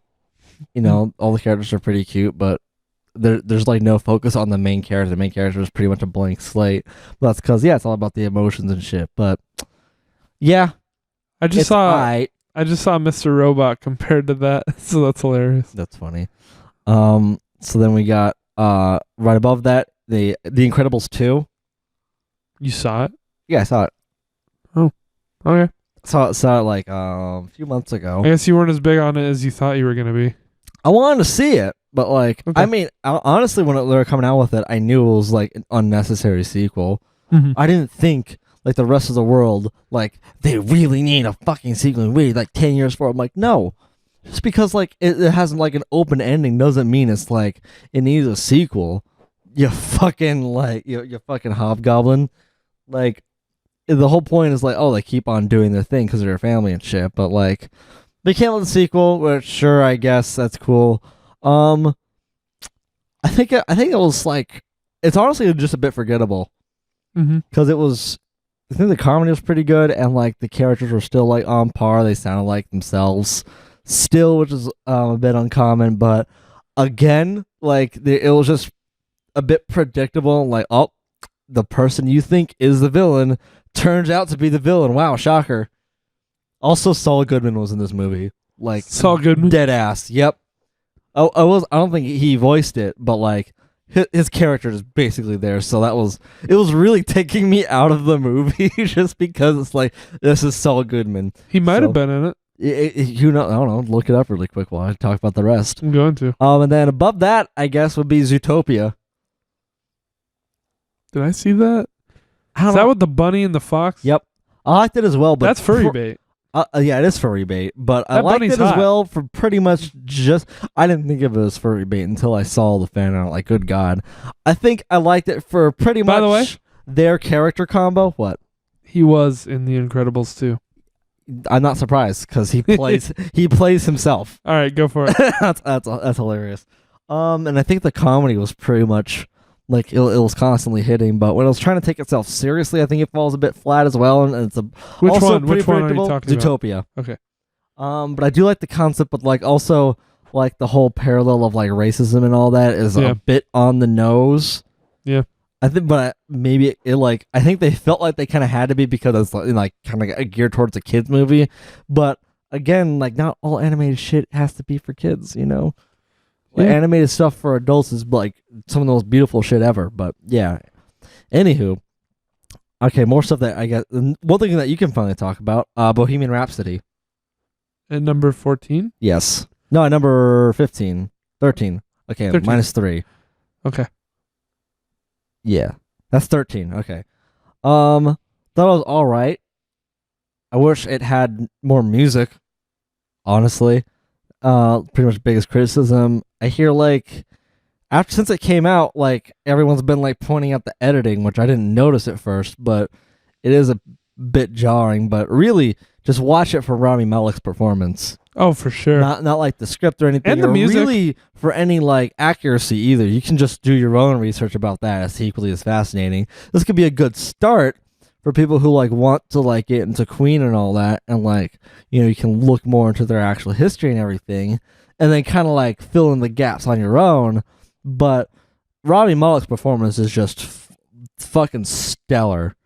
Like, I think I don't know. I don't want to call it and say like, oh, this is like I'll give this performance of the decade because we do have a few other performances Mhm. that are pretty damn great. But this is definitely up there. You know I love him. Oh yeah, and I love him too. My love for him started Until Dawn, but like everything I've seen him in has been fantastic. I 'Cause agree. Then he was in that and Mr. Robot. He's always good. I agree. You can't go wrong with him. And I can't wait for more stuff that he's going to be in. Me too. Okay. Can't believe he's almost 40. Next thing above that, Finding Dory. Oh, When trailers came out for this and people were saying that, I really did not want to see it. I was rolling my eyes. I was like, okay, Disney, Pixar's just cashing on every sequel that they can possibly make. And they're really like milking the cash cow, which is kind of partly true. But I think it's a pretty good quality sequel because like it kind of it actually like does more with it than I thought. I was like, okay, cool, Dory's gonna get lost and they're gonna find her, but no, it actually has to do with just about her character. And she finds herself. Kind of, Yeah. but like it takes the whole focus away from Marvin and Nemo and all that shit, and it's just all on Dory. And you also get like pretty good quality characters in there as well. That it's pretty enjoyable to watch. I haven't seen it. I don't plan to, but that's cool. I couldn't. I wouldn't blame you. I think again, like all these are pretty much like 6 out of 10s. for me. Okay. But I thought like after like watching, I was like, yeah, there wasn't a whole lot wrong with that. Like I didn't think it was like overly predictable or anything either. So that was like a plus toward it. I think it was actually like more or less worth my time, which is surprisingly for a Disney sequel, because normally that is exactly what you think it is, and that's cashing out on shit that everyone else grew up with. Finally, number 11. Before we finally start trading, again, you will have no idea what this is. Lincoln. Nope. It's kind of like it's basically the Bohemian Rhapsody, but for Abraham Lincoln. Okay. And it was really cool. It was done fairly well, and I saw it at IMAX theaters, and I definitely did enjoy watching that. I think that was, I don't know, I guess I'd say that was my movie of the year, but I don't fucking remember. Was it more like accurate than It was Bohemian Rhapsody? definitely trying to be more accurate. Okay. It wasn't like I guess it was an in between of like Yeah. Bohemian Rhapsody. Well, fuck. I was gonna say an Amadeus, but Amadeus wasn't trying to be accurate either. But it was definitely trying to be more like historically true and accurate and everything. And I don't know, you definitely really get invested in a shit in like that era of history. Yeah. So it's pretty great quality. And yeah, I would recommend it. All right. You want me to do my 10? Yeah. Okay. My 10, I switched last second. It's Deadpool cool. 2. Whoa. That's a bit low. Okay. For me. I had this on my list too, if you couldn't tell. I like it better than the first Deadpool, so. Oh, for sure. Like, when they're making a Deadpool movie, I was pretty hyped, but I was like concerned they would fuck it up. Well, But then they casted Ryan Reynolds, and then I was like, oh, cool. Like, this is going to be perfect. And then, like, when I saw Deadpool 1, it was exactly what I expected. Uh-huh. Like, it didn't surprise me. It didn't, like, make me die laughing either. I thought the game was way better. I didn't put... there's not going to be a lot of Marvel here. What is from Marvel is at the bottom because it's me. I'm not huge on Marvel stuff. I'm sure yours will have a lot more Marvel for us to talk about. Actually, no. Well, it'll have at least a couple. If I put a Marvel movie in my top 10 movies of the decade, then I must really hate movies. Well, you definitely put some Spider-Mans in there. No. We'll get there. We'll get there, though. Okay. So Deadpool 2 is my number 10. I don't have a lot to say about it. I liked it. I remember thoroughly enjoying it. And I remember thinking it was one of the better Marvel movies that's come out. I did switch it. I wouldn't even classify this as a Marvel movie. That's strange. I did switch it with another Marvel movie last second. Because my bottom two, spoiler, are both Marvel movies. And my other one is, I think, Marvel's best movie, in my opinion. So now you go on your number 10. Interesting. I'm trying to think of what that other Marvel movie might be. I think I have a guess. But all right. Number 10. I will just say it. The Babadook. Haven't seen it. I think it's a pretty good horror movie. Like at first, the first couple times I've seen it, I just was like, I don't get it. It's not scary, but it just doesn't follow like tropes that lots of modern horror movies do, and that's why it's great. Like it actually has psychological like aspects to it in its cinematography and story that will like disturb you. And there's like parts. Okay, it's a police car outside. I thought it was like a dying cat. And like even in the writing and the screenplay, it's like there's lots of psychological aspects that will like fuck with lots of people, and it doesn't overuse the monster or like jump scares or anything. And I think there's a pretty good psychological build with it as well. And it's also a depressing ass movie. Yeah. Not like depressing as like some other ones that are on this list as well. But like I plan to get to it. I mean the scenery is pretty depressing, and just like the struggle that the mom is going through pretty much. I plan to get there at some point and watch that. You should do that. You should watch this. It's pretty good. Again, it's one of the better horror movies out, honestly. That like I gave it shit for, and I guess I'm sorry. Again, there's a lot of movies that we haven't seen. Also, we need to clarify. Yes. We're not movie buffs exactly, but I need to say after this one for me, after my number 9, they kind of they're all like they were really hard to order. They were really like I didn't have I didn't have a clear number 1. The one that I wanted to make sure I didn't just put at number 1 just because I did anyway. So, I'm pretty proud of this list. So I didn't. It's a little jumbled after this one, but these are definitely the bottom 2. My favorite Marvel movie is Guardians of the Galaxy 2. Oh right, yeah, I forgot about that one. I just think it's the best one that they've put out. I think I saw it 2 or 3 times too, because did me and you go see it? Did I not know you yet? I don't think you knew me yet. I saw it with Mo, and then I saw it with Anza then. And, I enjoyed it enough to go twice. It is, like, relatively long, but I thought the humor was actually good and balanced with what was going on with the story. I wasn't huge on Guardians of the Galaxy 1. Like, I remember seeing it and just being like, whatever. Maybe I would need to see it again. I don't know. I'm just not huge on those movies in general. But 2, I think, is the best Marvel movie I've seen, in my opinion. I haven't seen it. So there it is. It's at number 9. Seen neither of them. Switched out with Deadpool 2 at the last second. Damn. Yeah. That's tough. Okay, so you're number 9. My number 9. Fuck, I guess I should like start recommending you some of the stuff on here. Yeah, probably. I think this is gonna come at you, not next rec, but the rec after that probably. Number 9, Whiplash. Never heard of it. I think it's a great movie, and it's really intense. It's just about a New Yorker jazz drummer that wants to be one of the greats and going to a school. J.K. Simmons is in it, and his role is fucking amazing. I don't think I know who that is even. Do I have the right guy? Hold up. Am I being stupid? It's the guy who plays yeah, no, that's it. You don't know this face? The guy that plays J.J. Jonah Jameson. Oh, okay. All right. The original Raimi movies. Yeah, he's fucking crazy. His role is amazing in this fucking movie. And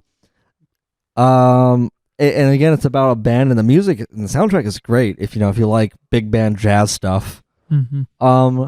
It's not 100% like accurate to like some of like the lingo that is used, and like some of the stuff you can like tell like, oh, this person's definitely not playing an instrument, because like because they do have to mime all their instruments, but some of them are like really obvious. But no, the drumming is also amazing in it as well, and I think it's just a really intense movie.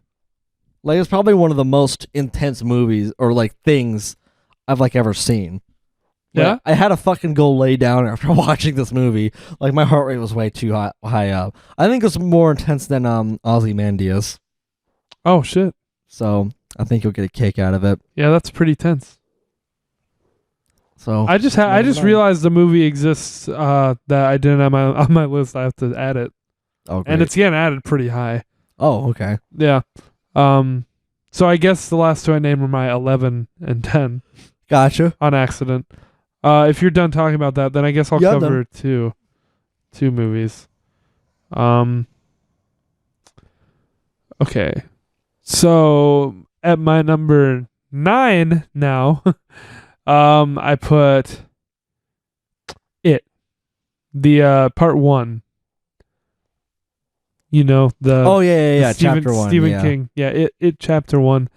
I enjoyed it a lot. I thought it was like definitely better than than the original miniseries, in my opinion. I liked they got a good set of actors, and just a lot of good scenes in that. And I think it pulled off what it was trying to do a little better than It Chapter 2. And I know you're I definitely need to rewatch It Chapter 1.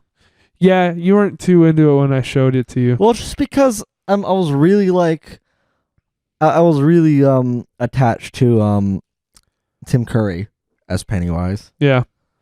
And now you've seen Skarsgård. Yes, enough. So I don't know, I don't have a ton to say about it. About it. I think it was, when I saw it, I was like, this is like a genuinely good horror movie. And I stand by that. Yeah. I think it's good. I'll go to my number 8 then. Before we get back to you. I put El Camino at number 8. Huh. That's crazy. The Breaking Bad because I put movie. El Camino 8 as well. Okay, cool. So we can just knock this out. So we can just both talk about El Camino. Yeah.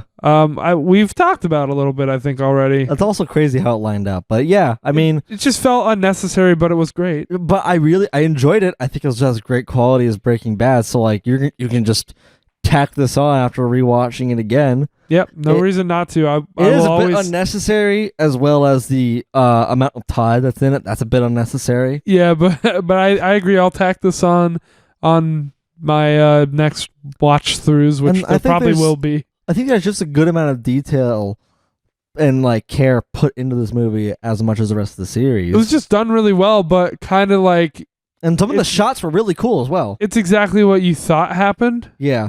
And it does fan service right. Yeah, I agree.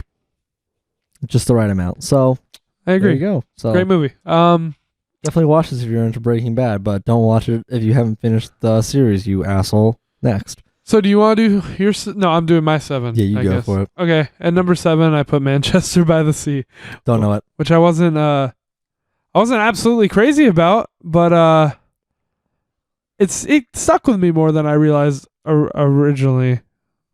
I got stuckmanized by it, I guess. Oh, damn. You could say. You grew up with it? You grew up with it? Yeah. The performance from Casey Affleck really sticks with you. It's nice and subtle, and it's just it's like a heavy movie, but it's like a slow movie. It's really hard for me to describe. I only saw it once, and it was a little while ago now. But I don't know. Parts of it have stuck with me, especially Stuckmanized with you. There's a moment, like, anyone who's seen it knows, like, there's a reveal in the movie that's just like really fucking it really works. Like, it's really heartbreaking. It's a really depressing movie. It's about a guy who's like severely depressed. Yeah, and I would definitely recommend you watch it. I don't think I'll give it to you as a rec, so maybe that means you just won't ever see it, but it's a good movie and you should check it out. All right. And Casey Affleck, that's the guy who played your favorite character in Good Will Hunting. The funny guy. Oh, okay. Wicked smart. Except like who jerked it into a baseball cap. Yeah, except he's like totally unrecognizable in this movie compared to that. All right. Yeah, that's my number 7. All right, then my number 7, I had to recount already. Would be Her. Okay. That's probably higher on the list for you. It's what I added to my list, and yes, it is higher. But I'll talk about it then.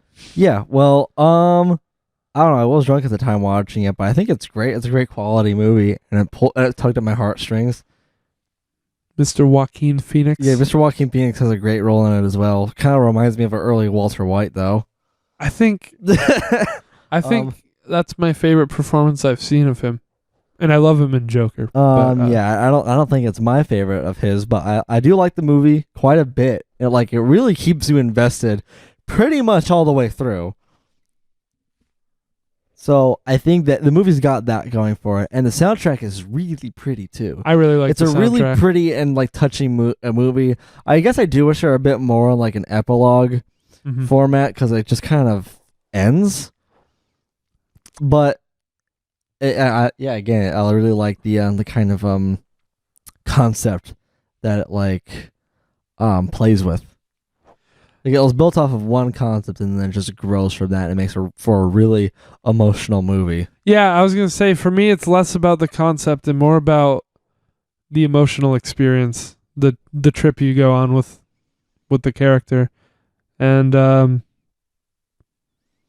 there's a lot of things that are just really heavy in that movie. Oh yeah, that you don't always, you wouldn't always realize it. If you watch that movie at the wrong time, you're gonna have a sad night. You're gonna have a bad time.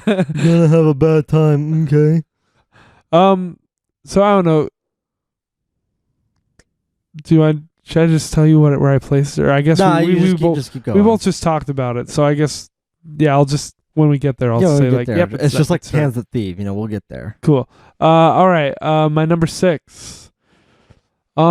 I put Marriage Story, which is really new. You're gonna find there's a lot of movies. Don't know about this. You're gonna find there's a lot of movies from this year, in the top 10, because this is the year that I started watching current movies. Yeah, and just current movies. ones. Period. I wasn't really watching a ton from the last decade, but I was watching a bunch of random ones as well as ones that are current, because now I watch movie reviewers and they, review new movies, and I'm like, oh shit, I'll check it out. So, I put Marriage Story. It's brand new. It just came out on Netflix in December. And there was a clip going around of it. I think I told you about this in one of the last ones, but I don't remember. There's a clip going around of like the height of the movie that doesn't work as well, out of context. Yeah. And people are saying like that there's bad acting, but it's actually extremely good acting, and you really just need to watch it in context of the movie. Which is kind of hard to explain. Oh, this is way better. Okay, you're drinking. Yeah, eggnog with Captain Morgan instead of Jack Daniels. Oh, way better. All right. Yeah, I thought it was a good movie.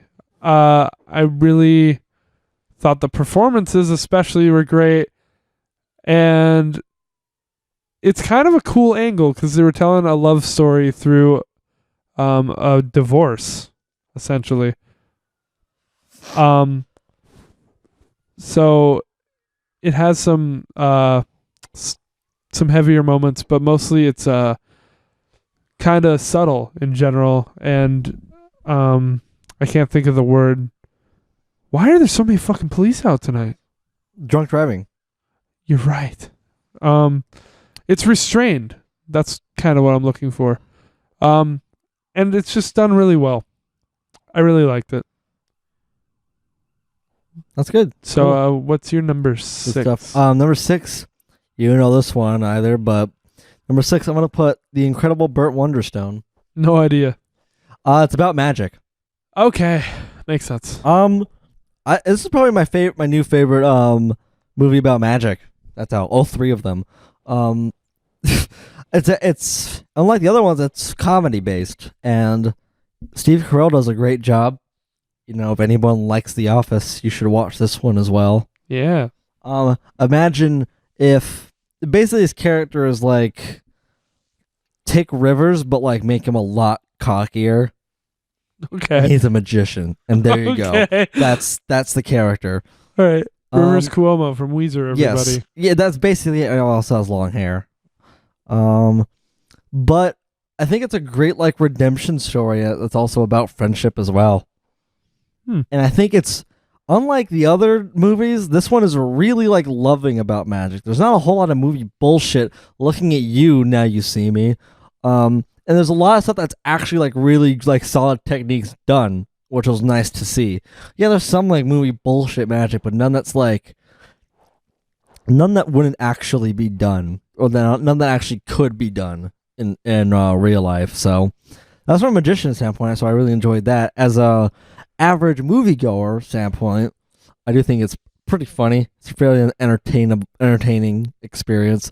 Probably wouldn't go this high at all in anybody's list, but considering like I've got a personal attachment to this movie, I definitely like it. People should go see it. I enjoyed Now You See Me, but I was like 14 and I don't care about magic. You know, I can't stand Now You See Me. See, I absolutely hate it. So that makes sense, I guess, because you're a magician. If anyone who like seen that movie, I would think and then like they find out that I do magic, and then they're like, "Oh, have you seen that? You seen that one movie? Oh, fuck, what's it called? Now You See Me? Oh yeah, that one. Ugh, fucking hate it."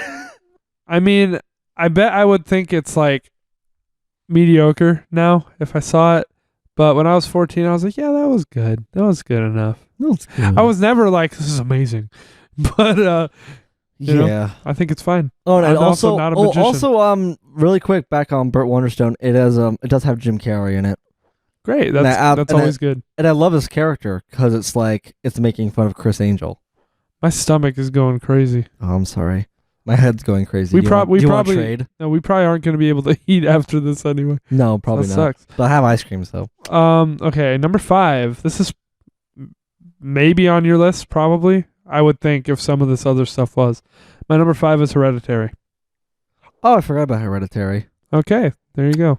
Fuck. Okay, I'll put it somewhere on the list. Okay. I don't know. Yeah, I'll just put it somewhere. Somebody. It's really good. It's an 8 out of 10. Yeah, Hereditary is one of my favorite modern, like, you know, last 10 years horror movies. I thought that it did what it did really well. I thought it was way better than Midsummer even, which I gave my review on in the last episode. Um, I wasn't huge on the ending, which we won't spoil, I guess, because we haven't really been spoiling anything. But it's definitely a movie about the tension build up more than anything, and the performances generally are really, really good, especially the lead actress. I can't remember her name. Christina Aguilera. No, Why did that name come to my head? but there's a lot of great Anne things going on in Hathaway. this movie. It does the creep factor really, really well too. There's some awesome Oh shit. yeah, Hereditary. Yeah, no, it's great.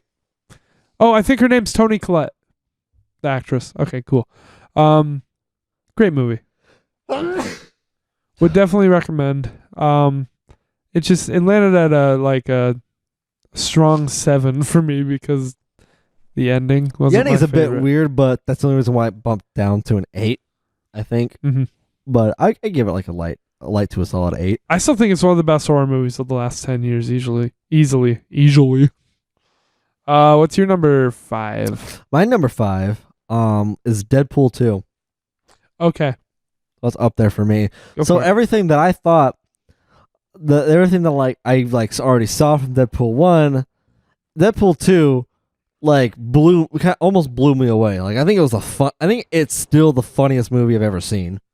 Really? I think that one wins for like fun. Well, I guess I don't know. SpongeBob movie is also pretty hilarious. My number 1's the funniest movie I've ever seen. Okay. Keep going. Oh, okay. Oh, well then I think our number 1s are the same. Yeah, I'm making a joke because I think they are. Well, yeah, I do think that one too. But I think this one just had me laughing the hardest and like the most often. And I just loved Deadpool as a character. Obviously, it was my obsession before Spider-Man. And I mean, just go fucking see this movie. Just even if you're not a huge fan of Deadpool, he will be your fucking favorite after this. We might be going to Denny's tonight. Sorry, that's random, but I think they're open. I don't want to go. Don't make me go outside. I'd be down for Denny's. Okay. Fair enough. It's at your 5. My number 4. Another movie you might have forgotten about because I don't think it would be higher than everything you've named, but maybe. And I don't think it would be. I think I lower. know what it is. Get Out. That's the number 4 for me as well. Oh, okay. Looks like our tastes are pretty similar. What did you think I was talking about? No, I think that I knew that's what you were talking about. That's what I Okay. thought you were talking about. Yeah. Okay, As soon as cool. you're like, oh, I think you forgot about. I'm like, he's talking about Get Out. Yeah. No, I remembered it. It definitely has a lasting impression on me, so I put it in there. Get Out's the only horror movie, well, except maybe number 1, that I put higher than Hereditary that I think is like that good. I think it's probably the best, like strictly horror movie To I come out guess. this decade, I agree. Yeah, and the comedy in it is great too, Oh yeah, and I also think and not out of place. It's fucking awesome. I think it's a great mystery as well. Yeah, because it definitely keeps you guessing if someone doesn't spoil it immediately. You know, I was gonna say that as well. You know, as someone who wasn't spoiled in the beginning, I thoroughly enjoyed it. I so wish that didn't happen to me, and I can never reverse it. Thank you, Anza. It's a great fucking film, even if it's spoiled for you. So there's that. A lot of cool elements at play. I don't know, man. Great movie. Go check it out if you like horror. Yes, absolutely. Like that's a. And I want to give it a 10. it's. I think I'll give it a it's- 9 It's at or a least a 10. 9 for me. I think we're teetering on like 9s and 10s here. This Like one's when we're this high. that movie's also pretty much tied with the next one. For me. Yeah. This might be in your top 3 as well. It might be here for you, or it might be next. Number 3 for me is Joker. Nope. Okay. All right. Joker. Yeah, Joker's higher. Joker, my As a spoiler. opinion went a little like all over the place when I first saw it. I was like, it's an 8, and then I was like, oh man, it's a 9 or a 10. And now I think I've settled at like strong 8, light 9, which I know I just said Get Out's a 9 for sure. So I think they're like on the same page. Yeah. They're on par with each other for me. I didn't see any of the movies that supposedly this ripped off. And maybe that is why I view it so highly. I don't know. I can't speak on that. But um this is how I discovered Joaquin Phoenix, and he blew me away. And it just it was very effective for me with its commentary on society and mental health and just everything in general. It's a great character study. Anything that actually had to do with the Joker and Batman and that universe really was like kind of the only thing that detracted for me. It didn't even really detract. It was just like I didn't care about the connections to the Batman and that universe. I was just like, yeah, I get why it's here. Well, yeah. But it might as well have been a standalone thing without that. Well, that's why it's so For me. strong. Yeah, exactly.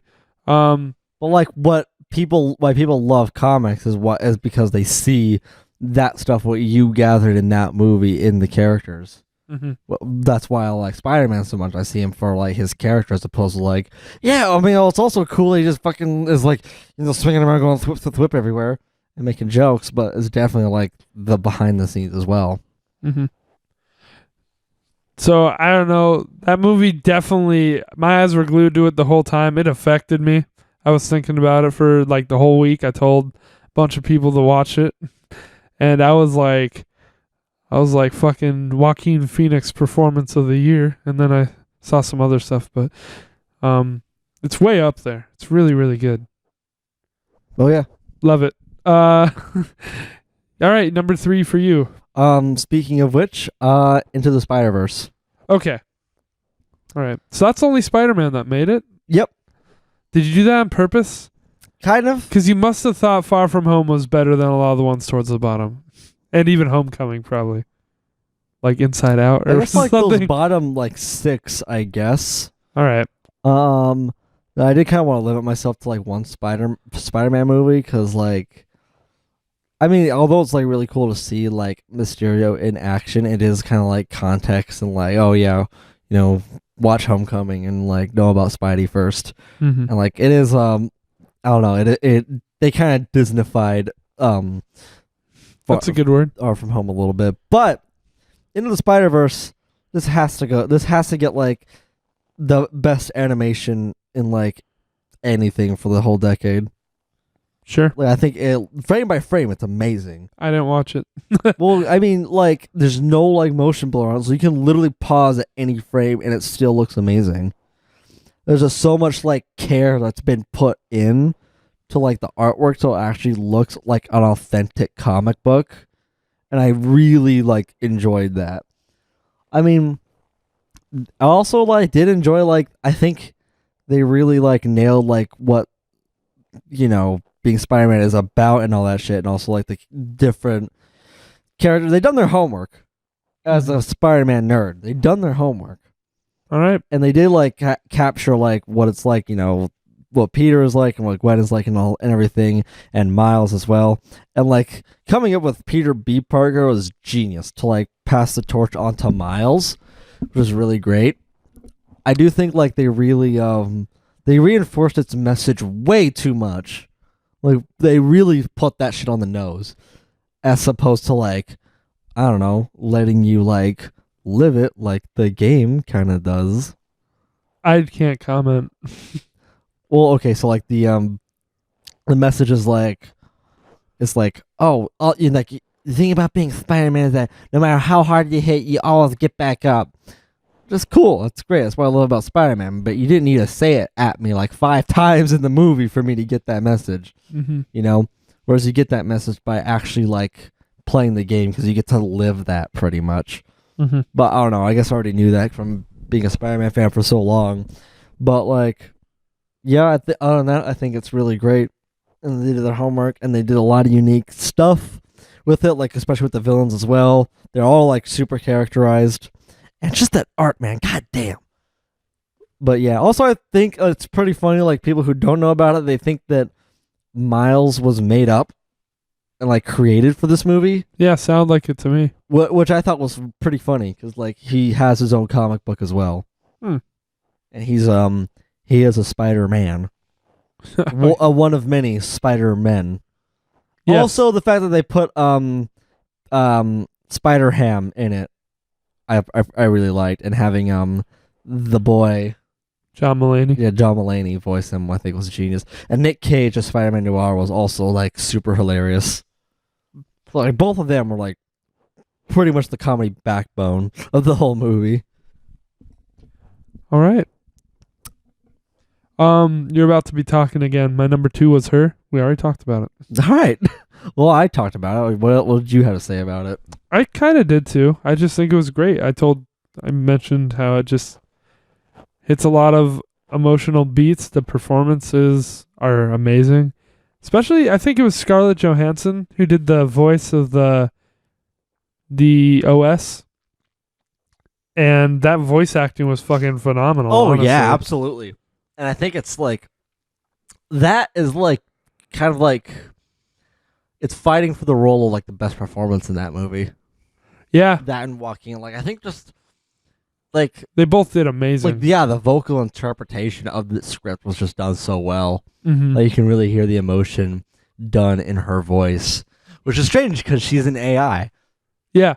So like, go figure. Yeah, that's 2 Joaquin Phoenix movies right towards the top. So Shocker. yeah, he's fucking great. Well, you're about to get the 3rd Joaquin Phoenix movie in a row because my number 2's Joker. Yeah, I figured. Okay. And I talked about it. I guess you didn't. Yeah, I mean, I got to enjoy this on 2 levels. Like on the level you were talking about on its own standalone thing, like that's got like it's like it can stand up on its own 2 feet. But I also did enjoy like the connections that it had towards Gotham and Batman and everything, and it made it what you want that I want more out of DC, which is a darker universe. Mm-hmm. You know, and like it really felt real, and like it made the city look really like dark and foreboding almost, especially like coupled with the soundtrack. Like this is a place that just brings you down and will make a monster like the Joker. Yeah. And they really did make, they really twisted his character in like such a, I think Joaquin Phoenix is the best interpretation of the Joker. I mean, yeah, I agree, think- but I haven't seen any of the other ones. I think I might be tied or second to Mark Hamill, just because I think that man's voice for the Joker is just too perfect, and that's just what I hear with him. But still, a hot take: Heath Ledger's overrated as a Joker. Yeah, I can't comment. I didn't watch those ones. I think he's just way too overrated. I think Joaquin does what Heath Ledger like already did, but better. Because he doesn't go fucking full wall like anarchy fucking. He's psycho, but like he's like a quiet fuse, Mm-hmm. or like he's always like, bah, ready to go at you. You never know, like when he's at the final like part of the movie, he's like always like ready to pop off, but he's so calm and you don't know when he's just gonna fucking just go nuts or like kill someone. And that's what makes him so scary. Yeah, I thought he was great. You know, but I digress. I also love the suit and like the look that he's got. Mm-hmm. I think it's a great nod to like the original look of the Joker. But yeah, all right, everything you said as well. It like actually, I think it actually gives the character and the environment depth, which makes it way more enjoyable and brings any layman into the universe. There's movies, there's scenes in that movie that are going to be remembered for fucking years and years. Oh yeah, I'll definitely rewatch this again. Even though I said I never wanted to, but just because it like fucked me up a bit. Excuse me. Sweet. I think our number ones are the same. Yes. Okay. Ready? The Fred movie. You pulled a me. Son of a bitch. Shit. Oh, wait, what are you talking? No, I'm serious. All right. No, wait. Okay, wait. Shit. All right. Ready? 3, 2. Shrek Forever After. Oh shit. I was almost there. The Fred movie. What the fuck even is that? Oh, that Fred. See what I thought about. No, I'm talking about that. Fred. But when you said Fred, I pictured a dog. So You're right. I don't know where that's from. It's a Smosh movie. Oh, dude, such a good movie. Oh. Okay, the actual ones. Yeah, the actual number one. Cool pick. Cat. It's The Room. Definitely. The Room totally came out this decade. I don't know. Okay, yeah, it's the Lighthouse. Yeah, and it's definitely Lighthouse. 100% the Lighthouse, which is crazy because you were like 7. I say like the second time you watched it, like you were with me the first time I watched it. Oh, when I first watched it, I didn't understand a lot of it because I needed the subtitles on. The second time I watched it with you was my favorite time watching it, and it steadily just like went up because it wouldn't leave my fucking mind after I first saw it. Oh yeah, no, Like I was like, yeah. At first I was like, oh, it's like a 7, but like I just kept thinking about so many scenes in it, and I was like, I have to see it again. There were a few parts while I was watching where I was like, this movie's unlike anything like that I've seen. Even like the fact, like even just the way that it uses its sounds. Oh yeah, Like not just the, not just that, but like the sound of the wind and like the ladder that's like creaking, and like the creak of wood, and the sound like of like rain and wind and everything. There's not a whole lot of like soundtrack in this, but it doesn't need it. It's pretty atmospheric, and it really is really it's one combo: psychological horror and comedy. Yes, and it does it so well. It does it so perfectly and it's great. so fucking funny. It's like, and there's so many different ways of like interpreting it. Like this is a new phenomena in cinema to me. Like I can like spend as much time looking into this and coming up with theories and shit as The Shining. Yeah, and I already enjoy doing that. Like, goddamn, the acting, of course, is fucking great. Both of them are fucking fantastic. I never say fantastic. I've said it twice for describing these movies. So that says something. Yeah, I don't know. It just came out like in November 2019, so it seems like a little like premature. Yeah, but I don't think so. I don't think so either. This movie's an easy 10. Oh yeah. This is like, I gotta say top 3 of my favorite all time. Shit. This might be my second favorite. Oh, this is, I don't know, dude. Like, goddamn, and I that's why I was saying like early on, when I was like performance of the decade, like I want to give it to Willem Dafoe in this movie. He was really good. Robert Pattinson was amazing Robert too. Pattinson was amazing as well. You know. Yeah, it's just, goddamn. Willem Dafoe is just Willem They work Dafoe, together you know? so well. Oh yeah, like, goddamn. Why did you spill your beans? Why did you spill your beans? There's just so much fucking memes from it. And it's just too. great to quote as well. Oh, it's got the best fucking lines to quote. Oh, it's got like the best scene. I think it's got like, yeah, you know what, the all right, have it your way scene, and like the monologue All scene. right, have it your way. That's probably the funniest scene in like, Ever, yeah. Fucking, I Just like the way your it cooking. builds everywhere. God damn it. And like how they shot on location and everything. And also like how artsy it is, like on a fucking 15 by 9 ratio. I wish I could answer that. I don't fucking know. It's like a Yeah, maybe 8 by 9. I don't fucking know. It's like a square. Yeah, it's like an old TV. Yeah. And it's in black and white, but yeah, you wouldn't know. I was told. You probably forgot. I was told, yes. Yes. Mr. Colorblind. Yeah, fuck it. That's the movies. We've already talked about The Lighthouse quite a bit. We have, yeah. We haven't on here, but it's just what more we've do I need talked about to enough that we feel like we don't have much I just think people need to go see this, and like what more else is there to talk about it, because it's just amazing, you know. Yeah. I guess moving right along, we're taking a fat minute like going through all this shit. We Probably are. one of our longest podcasts to date. Well, it'll be like as long as they were before we started purposely cutting them. Gotcha. But we'll talk less about these games, I think. Because we already talked about quite a bit. We talked about these games. Well, for me anyway, a lot of the games here I've already talked about because we did our like top 10 games. Yeah, but of all time, and a lot of them came out this decade for me. There's some stuff that is from this that I got locked out to putting in my top 10. Maybe not like the super high stuff, but some stuff ended up getting like pushed down. I had to like replace just because them it a little wasn't bit. in this decade, or what? Yes, Yeah. Okay. because I can't put Minecraft or TF2 in here. Okay. No, yeah, I couldn't put everything, but we've still talked about most of the stuff on here. Yeah. or all of it at one point for a minute on my list anyway. Why don't you start? Your number 10. Well, I have 18. Okay, I've got 18 games. go for it. So Go for your. I guess Say a lot. honorable mention, number 18, Pokemon X and Y. Weird. Okay. I think it's a great. I think I like it. I like it quite a bit. I guess not weird. I just haven't liked it since Gen 3. I think it's one of the better Pokemon to come out, and it's like one of the first one.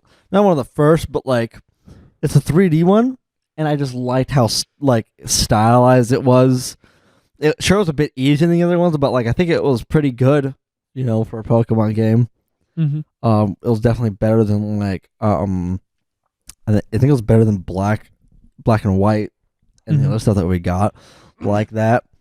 Story, whoever plays Pokemon games for the story. Pokemon X and Y I like it quite a bit. 17, Stardew Valley. Weird. I had to put it on here, but like honestly for me this game I had to also like talk about it. For me, I think this game is a bell curve in terms of enjoyment. Like it's the best way I can describe it. Yeah, it makes sense. Where it was like, because the game starts off so fucking slow. Like, I'm never going to replay this game. Mm-hmm. I try to, and I want to fucking take out my blicky and shoot my phone. Because, like, god damn. Because I bought it on mobile, but god. Like, I'm still not out of spring the first year. Like, it's just fucking slow. But on your first time playing through, like, you're exploring and, like, learning about it. Oh, okay, it'll get more enjoyable until, like, you, like, get higher level stuff. And then, like, you fucking really, like, customize your farm until it's perfect. And then you're making a shit ton of money. And then the game really plateaus. And then, like, it's just what else is there to do until there's nothing. Mm-hmm. And that's usually just where people stop. That's about it. That's all I gotta say about it. Otherwise, it does look really nice. It's really calming. And, yeah, people should go play it. I think people should still play it. If you're into that sort of thing, it's a lot like Animal Crossing plus Sims. All right, that's how I can describe this game. Fucking what number am I at? Number 16, FNAF VR. Really? Oh, I think it's the most horrifying experience I've had in a game. I'll say that with absolute certainty. I can see that, dude. As a man who has a phobia of mannequins. And who thinks FNAF is dumb and not scary. You can, okay, whatever. I'll redact that statement. As a fucking, on a fucking two-dimensional flat screen, not scary. It still gets me. But jump scares get me. It doesn't mean they're scary, it's a but that scary game. That game, FNAF VR, is genuinely scary. It doesn't really get me because I know when they're coming, but FNAF VR, the atmosphere, it's physically intimidating. Because you have to look up to see the animatronics as opposed to just them being on your screen. Because they're like 7 or 8 feet. They're about 8 feet tall. Mm-hmm. And they are like mannequins that can fucking move and will just crush your skull. Yeah, FNAF VR is the most horrifying gaming experience I have ever had and will ever have. I'll say that with absolute certainty. Next. Gotta talk about for a little bit Terraria. It came out. It's a great game. Okay. It's got a lot going for it. I figured it'd be on here. I didn't know where. I don't know. I need to play it more, but yeah, I do need to sink quite a bit of time into it. But I really like what it's doing. Keep on doing you, Terraria. I'll get to you at some point. Okay, I guess above that, I already lost count. Breath of the Wild. Okay. I think I have fun with it. It's pretty good, but I wouldn't put it in my top 10. I didn't have fun with it, but I respect your opinion because a lot of people did. Everyone but me, actually. Well, because I like my RPGs and I like my open world RPGs. Mm-hmm. I think for you, your brain is just hardwired like differently. Mm-hmm. And if I put you into an open world RPG game or like a sandbox game, you just wouldn't know what to do. Well, you'll be like, "What the fuck is this?" Yeah, unless I grew up with it, like RuneScape. Yeah, but RuneScape's different. Like that's a whole different beast than games like Breath of the Wild. RuneScape's more like Skyrim. But Breath of the Wild, I can just play for like literally hours and do nothing. Yeah, that's like which is pretty cool. But at the same time, it's like, well, I could do the same thing for Minecraft, but I can actually get stuff done in that game. You know? Yeah, which wasn't the most appealing to me. Well, I liked it, and I did like the exploration aspect, and like I do like the take that Nintendo like went for. I was so used to you memeing Nintendo that I was like, oh yeah, it's actually Nintendo. Come on, Nintendo. That Nintendo went for. Yeah, actually that Nintendo went for. Like, I definitely like them taking risks and like, let's see let's see how well Link does in Open World RPG. Oh shit, it's the best Zelda game. Like, it's the best critically acclaimed one. Fuck, I guess we'll come out with a sequel. I don't know what the sequel's gonna be like, and I'm a little hesitant. I forgot about it, but yeah. So yeah, I guess that's all I have to say about that. How many was that? That was 5. Okay, I got like 3 more. Portal 2. That came out this year, and this decade. This year, yeah, can you imagine? Yeah. Finally, Valve made a game. Holy shit.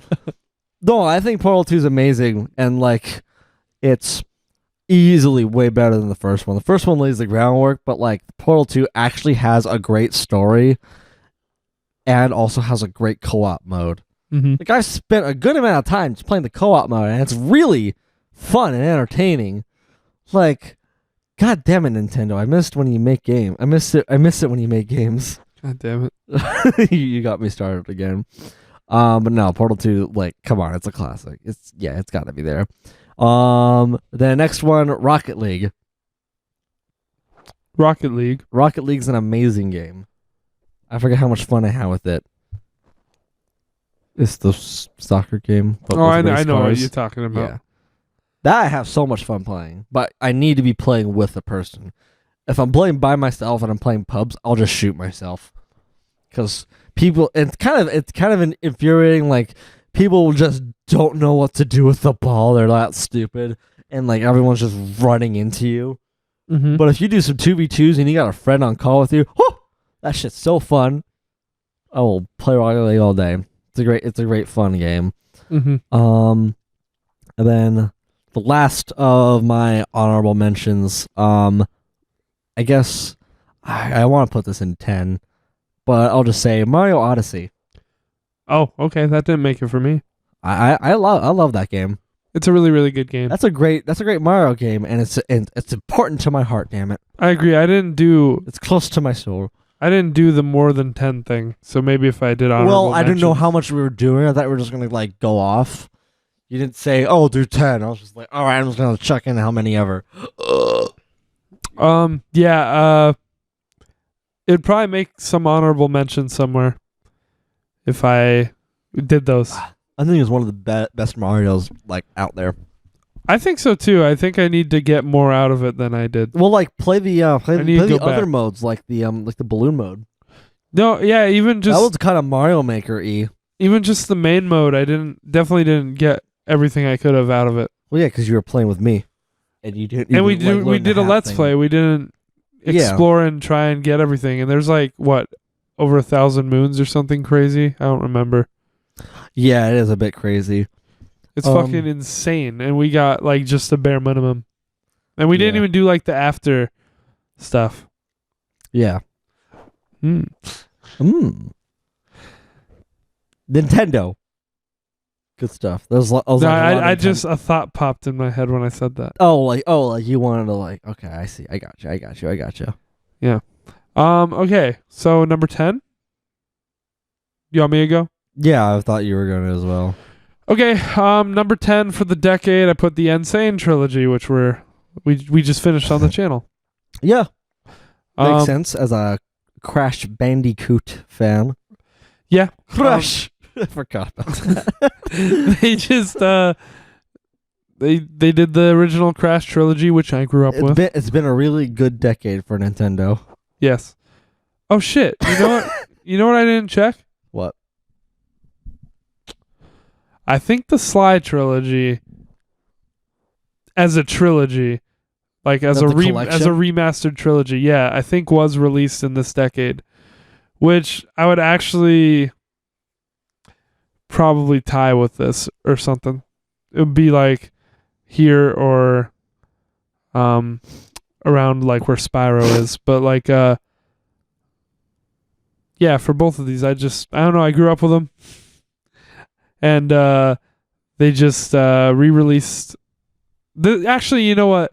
With Sly, they remastered it, but it's the same game. With this, they actually fucking remade it, so it's New engine. yeah, it's they made the first game bullshit, but the second and third game are like the definitive ways to play for sure. I think all of them, this is the definitive way to play, but the first game fucking is hard as shit. I have to say. That's pretty much what I have to say. Cool. All And I right. guess I put CTR down here as well. So those are a couple honorable mentions. You're number 10. My number 10. You're number 10. It's gonna be probably higher for you. Resident Evil 7. It's my number 9. So we might as well just talk about it together. All right, fair. Yeah, when this came out, it was before all the remake stuff, coming out in 2016. I was like, whoa, something different and like innovative with like Resident Evil. It's probably like the first Resident Evil game I actually like. Not the first one I was exposed That to, caught your interest but a the lot. first I like actually like looked at and like got me more and more into the series. Pretty much, the first one I was exposed to was 5, and then 4. This was my entry to the series, and I still think it's one of the best Resident Evil games Yeah, and I think, overall. yeah, well, like because it stands out on its own. Like it doesn't like have any context of the other things, and it's not like overly cheesy. It's actually like a really good like horror like game. Oh yeah, survival horror and they game. give you VR as well. Oh yeah, and the game in VR as well. And that's like the definitive way to play this for me, even though it is terrifying. I think that's terrifying. Play FNAF VR. Oh, I know. But it is pretty terrifying. And it is a fucking great Resident Evil game. I agree, and It's a great game. And can we just like talk about and like give its own like little sticker and its little spot on the fridge? The opening hour of Resident Evil 7. Yeah, that's definitely the best part. Like anyone who I have play VR, well, now I might show them Five Nights at Freddy's. So that'll give someone a shock if they don't know what's coming. But ever since I got my VR set, if I wanted to scare someone with a VR game, I put them in Resident Evil 7, had them play the first half hour. Yes. Because the first half hour or hour of Resident Evil 7 is definitely one of the best openings to a game, like Just that descent into like ever. Like actual, definitely like, out of horror hell games. and horror. Mm-hmm. It's amazing.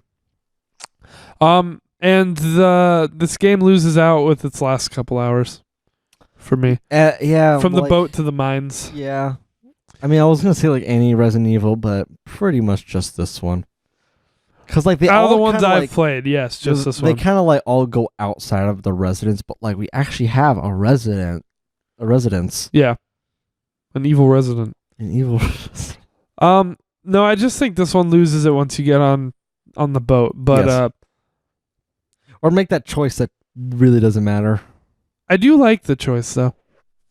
But I agree, it doesn't matter. Okay, so that was my number 9. Which means it's on to your number 9 already. Cool. What's your number 9, friend? That would be, also probably higher for you. Resident Evil 2 remake. Okay, yeah, that's a lot higher for me. I just kind of put it here, and like other stuff that came out, I just kind of like, I don't know, maybe it would go higher. Like, I don't know, like you can like mix it in with the next 3 I'm gonna name, I would assume. But I think the other ones I just have a little bit more enjoyment out of than RE2 remake. But I think this is like probably my favorite Resident Evil game. I'm just gonna say probably the best that's out there. Also, I think it has a bit of every like aspect to Resident Evil, like from the original, like fair. like you go like it's like a Metrovania like place that you have to explore, and then like you open other areas and you have to backtrack a lot. and it's a lot like 4, and that there's lots of action and shit. And, like enemies are super tough. Uh-huh. But the super tough enemies is more or less with the survival horror stuff, and it uses RE7's engine. I Which do is like the best thing to come out of RE7. I do think it's which I love that they're reusing that engine because it's just so great, and I'm excited for RE3, like I've already said. I do think it worked its way up to second place for me. It was fourth out of the ones that I've played. I mean, in terms of Resident Evil games. Oh, okay. I'm talking about top 10 games of the decade. I was like, fuck. No. Fuck. I do think Resident Evil 4 is still the best, like, but that one's like far and away on its own in comparison to the rest. It's nothing like the rest, and it was a totally different experience compared to the rest. But we're not talking about that one. I'll talk about it right now, and I'll just let you know where it is in my list later. I don't know. I think it's the second best Resident Evil game that I've played. And then probably the remake of 1 and then 7. Even though I don't want to play the remake of 1 over and over again. Like, I'll play 7 over and over again before I play 1 over and over again. But it is a special experience, you know. And that's still not the game we're talking about. We're talking about Resident Evil 2. Yeah. I don't know, man. I 100% it. It's the only game I fucking learned to, like, speed run, get the S runs, get the S plus on hardcore. Even if I did have to watch a guide video and follow his steps exactly, like I did it. I went through that trouble. I really fucking went for it on this game. And my favorite run is Claire A. I agree. Grenade launcher, too good. Yeah, I think great game. I don't regret playing the shit out of it at all. That's what I have to say about it. Neat. So my number 8? Yeah. My number 8 is the Spyro Reignited trilogy. Which like I said I'm not surprised it's on this list. You were really excited for it when it was coming out. Yeah, like I said earlier in this list, I could probably juggle back and forth depending on what I'm feeling like between playing the original releases and this one. I don't know. We did it on the channel. Well, we're not quite done. We're about to be done with it on the channel, and I really don't have that much to say. I grew up with it. I grew up with it. Honestly, I grew up with it, Spyro and Sly are like, I've always been like neck and neck with Crash behind both, in terms of like my favorite platforming series that I grew up with. Yeah. I'm actually turning into Chris Stuckman. You are, slowly. I keep saying I grew up with this. You're slowly turning into him. Oh, shit. I don't know. Spyro 3 is my favorite, and I don't think that's changed in translation. You know? That's it. No, yeah, that hasn't changed. I don't know. Your number 8? All right, my number 8. You'll assume will be higher. Dark Souls 3. Oh, yeah, it's way higher for me. No, I said that you'll assume would be higher. Oh, okay. Yeah, yeah. I was like, yeah, I put it way up. Yeah, no, that's way higher. I'm surprised it's at 8. Okay. No, it's not that surprising because it reminds me we have other Souls shit that's going to be in here. Well, yeah, but I do enjoy 3. I also just kind of get swept under the rug. But like when I think about it, I'm like, yeah, I really enjoy like. I feel like you sweep it under the rug. I do, yeah. Well, because I think 1 just outshines it so much. Mm-hmm. You know, personally, well, shocker. I guess that's gonna be up higher on the list. But like, I really remember, I'm like, no, I did enjoy like the atmosphere that was around, and the bosses too. The bosses are like the best part of 3 for me. Mm-hmm. But I think it is a great addition to the Souls series. Mm-hmm. As a person who's only played one other Souls game, don't think about it. All right. I realized I did it. I did it again. There's a game I forgot to put in here. Yes. I got a game that you don't expect to be in here. That's my next one. Well, I know this will be here at some point on your list. Probably, but I don't know where it would fit on my list, and it's not here. It might be at like 10 or an honorable mention, but Undertale. Mine's way higher. For some reason, I forgot about it. Didn't realize that How it dare wasn't you? on this list. How dare you? Okay, so my number 7 then. I put Amnesia: The Dark Descent. Okay. Oh, that came out this year. That's right. It came out in 2010. Decade, Skylar. It came out this year. It came out this year. And the sequel. I'm tipsy, okay? Yeah, we had a whole episode where we talked about this game as well as other horror games on here, but I don't know, it really left an impression on me, and I was late as fuck to the Amnesia party. You absolutely were, but you know what? So was I, so it's okay. I played it in 2017 for the first time, and god damn is this game like still effective. It's still fucking great. I think it tends to get swept under the rug now that it's been so long because it's just like seen as a product of its time. Yeah, but this is definitely, because it was a YouTube game. This is definitely like the granddaddy of all horror games. Modern indie The Dark horror. Descent. Yeah, for sure. The Dark Descent. Machine for Pigs. Yeah, we're not quite done with it, but I don't know how much I'm into it. Dark Descent is yeah, I think it just kind of got swept under the rug because it was a YouTube game, like it was a fad game, kind of, unfortunately. Yeah, and it's actually so much. It's not like a domesticated horror game because you're set in like the 19th century and shit. It's like the 1800s. I mean, but like, and like you're not in a house and like there's not a guy trying to kill you with a monster or whatever. I just think it's unfair that this game seemingly is just forgotten about because like it was just the game that PewDiePie used to play or Markiplier used to play or whatever, because I think it's so much more than that, and I still think it stands up as one of the most solid horror game experiences that I've had. And I do think it's scarier than the next game on my list, which there'll be a little anticipation because you're next. Yeah, but because I'm next, and yeah. This is a game that you wouldn't expect to be on my list at all. Okay, but Smash Bros. Ultimate. No, definitely not that high. I just forgot about it. Every time like we play, I just have so much fun with it. Fair. And like we both like tend to agree, like it's like every new Smash is like the one to play. Yeah. I can like still revisit Melee and enjoy that.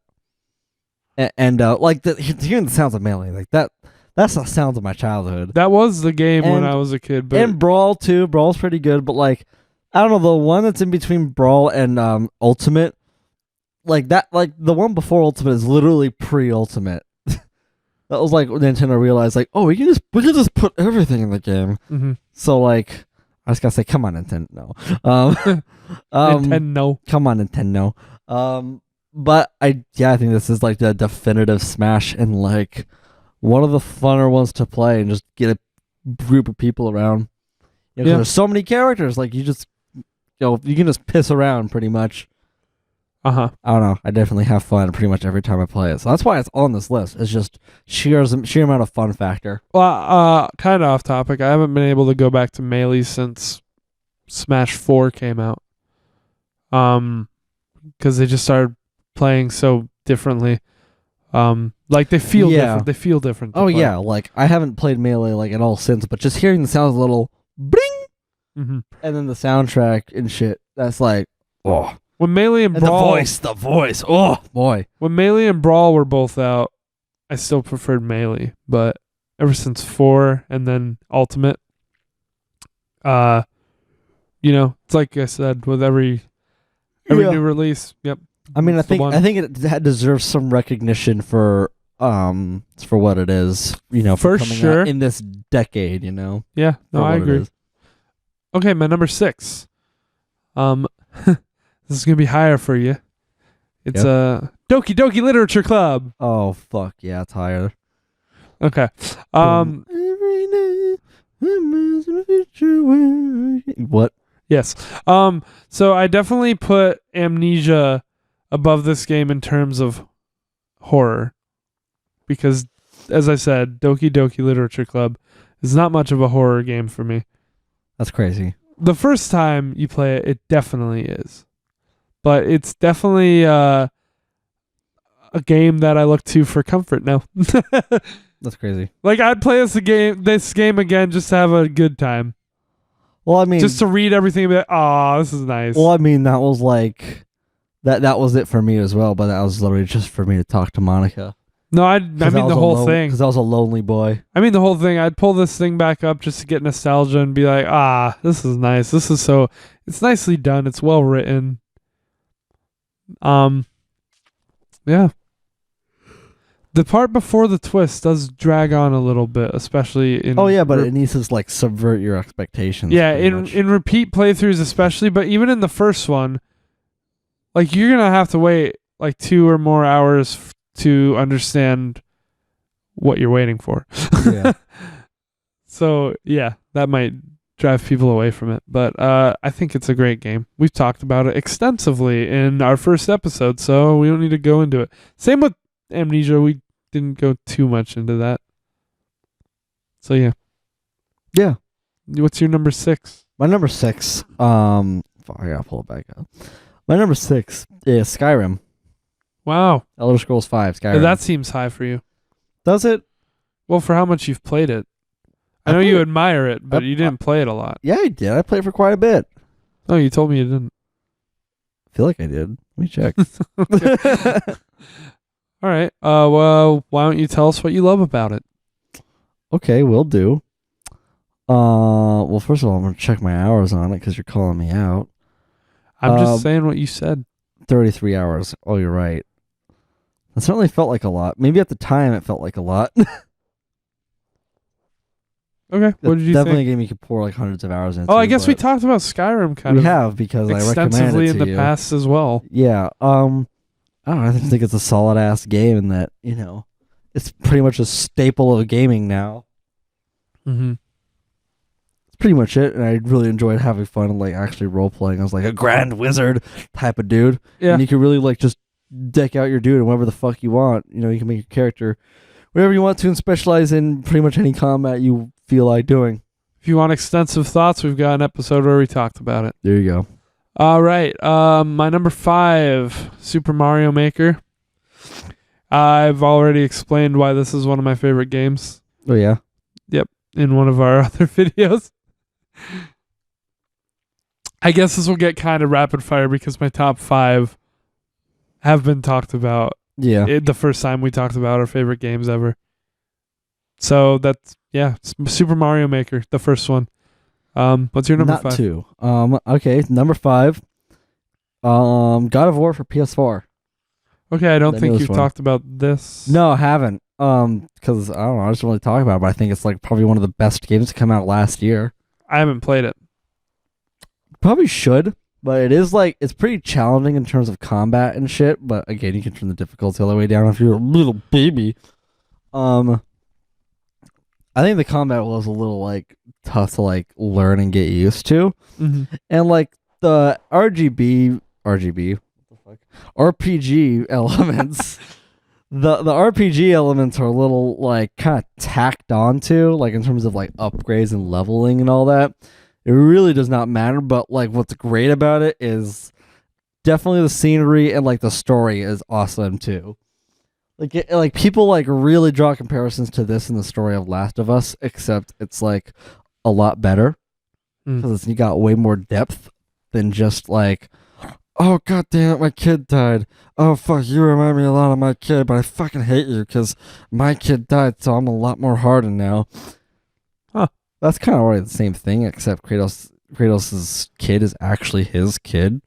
Mm-hmm. And like before, I didn't really care a whole lot about the original God of War trilogy, because I was just like, oh wow, like angry dude just fucking going around like killing shit, like oh Greek god, oh sure, whatever. Mm-hmm. But this actually really gives depth to his character. Mm-hmm. Like really, like you really empathize with him as well.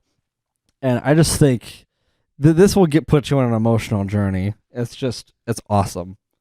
It's an awesome ass game, and it's a really cool artsy thing too. Where they tried doing this one shot, like the whole like the camera never cuts, Mm-hmm. and there's no quote unquote loading screens. They make a way around it, so it kind of cheats, but it's still like a one shot camera. And it's really artsy and helps blend like everything together, and it helps me remember the game too. Mm-hmm. I think I'm giving this game the award for like best scenery and like the best world that it's in. Wow. All right. It's really pretty. It's a really damn pretty game. Fair enough. And its scenery and the colors and all that jazz. It's really fantastical, pretty much. All right. My number 4. We already talked about a bunch. Here and elsewhere, probably. Resident Evil 2 Remake. So, on to your number 4. Yeah, we already talked about that quite a bit. So crazy. That's number 4 for you. All right, well, I guess my number 4, which we already talked about also extensively. Well, it was game of the year for me for That's true. 2019. I talked about this game quite a bit and really defended it in our first podcast, Doki Doki Literature Club. Yep, And we literally talked about it as well. I think it's an experience that will hold up, like, for me to this day. Anyone who doesn't know about it, I'm going to personally show you this game. And I think it will, like, hook pretty much anyone that is invested into, like, pretty much anything.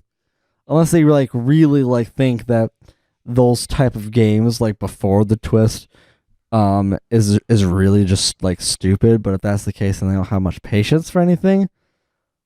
At least to not, like, read it and, like, follow it through. But I think the horror aspect is actually chilling, and it's really cool that, like, not every playthrough is gonna be the same.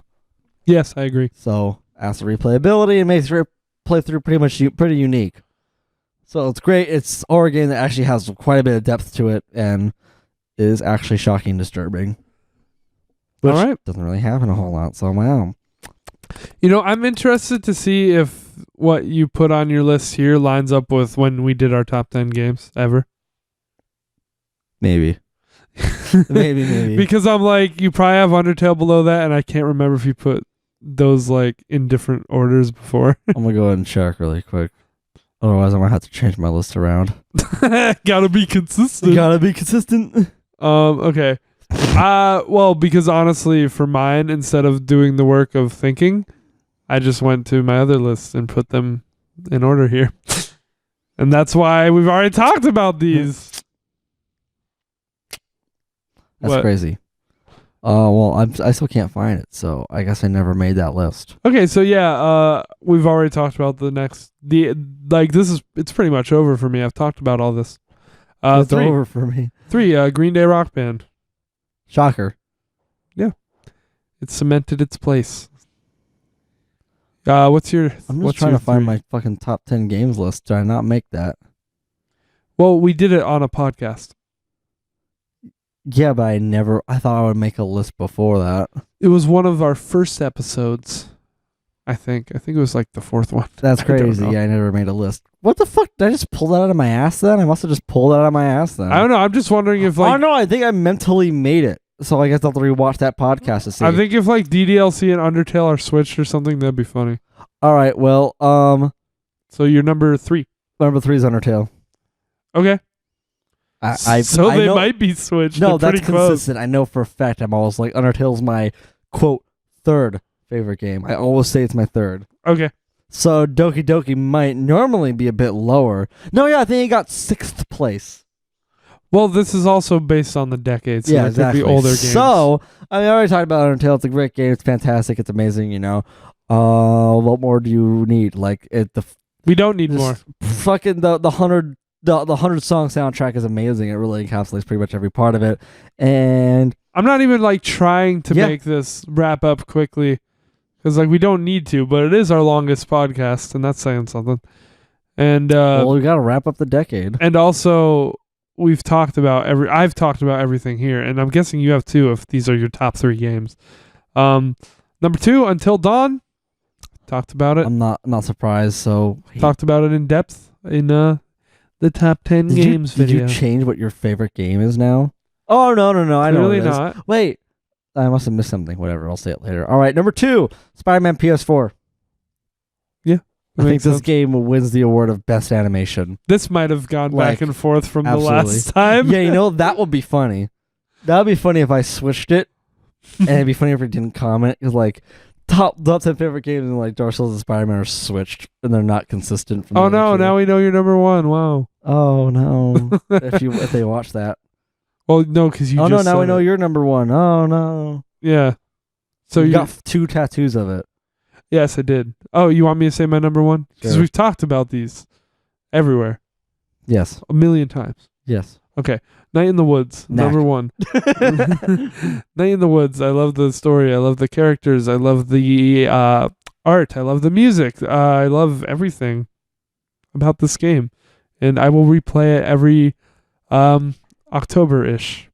And I'm going to play the Longest Night every like right around now.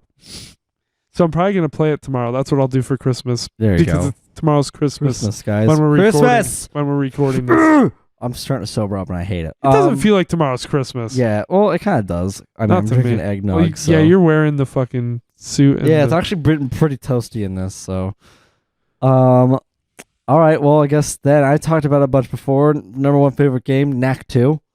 yeah. Okay. I love the story. I love the characters. I love the art. I love the music. I just love everything about You got a it. couple tattoos of it. I got a couple tattoos of it. You know, I'm a buy. Just kidding. Ha! You think I'd give this top 10? I think I'd give my top favorite game to Nintendo? You're kidding.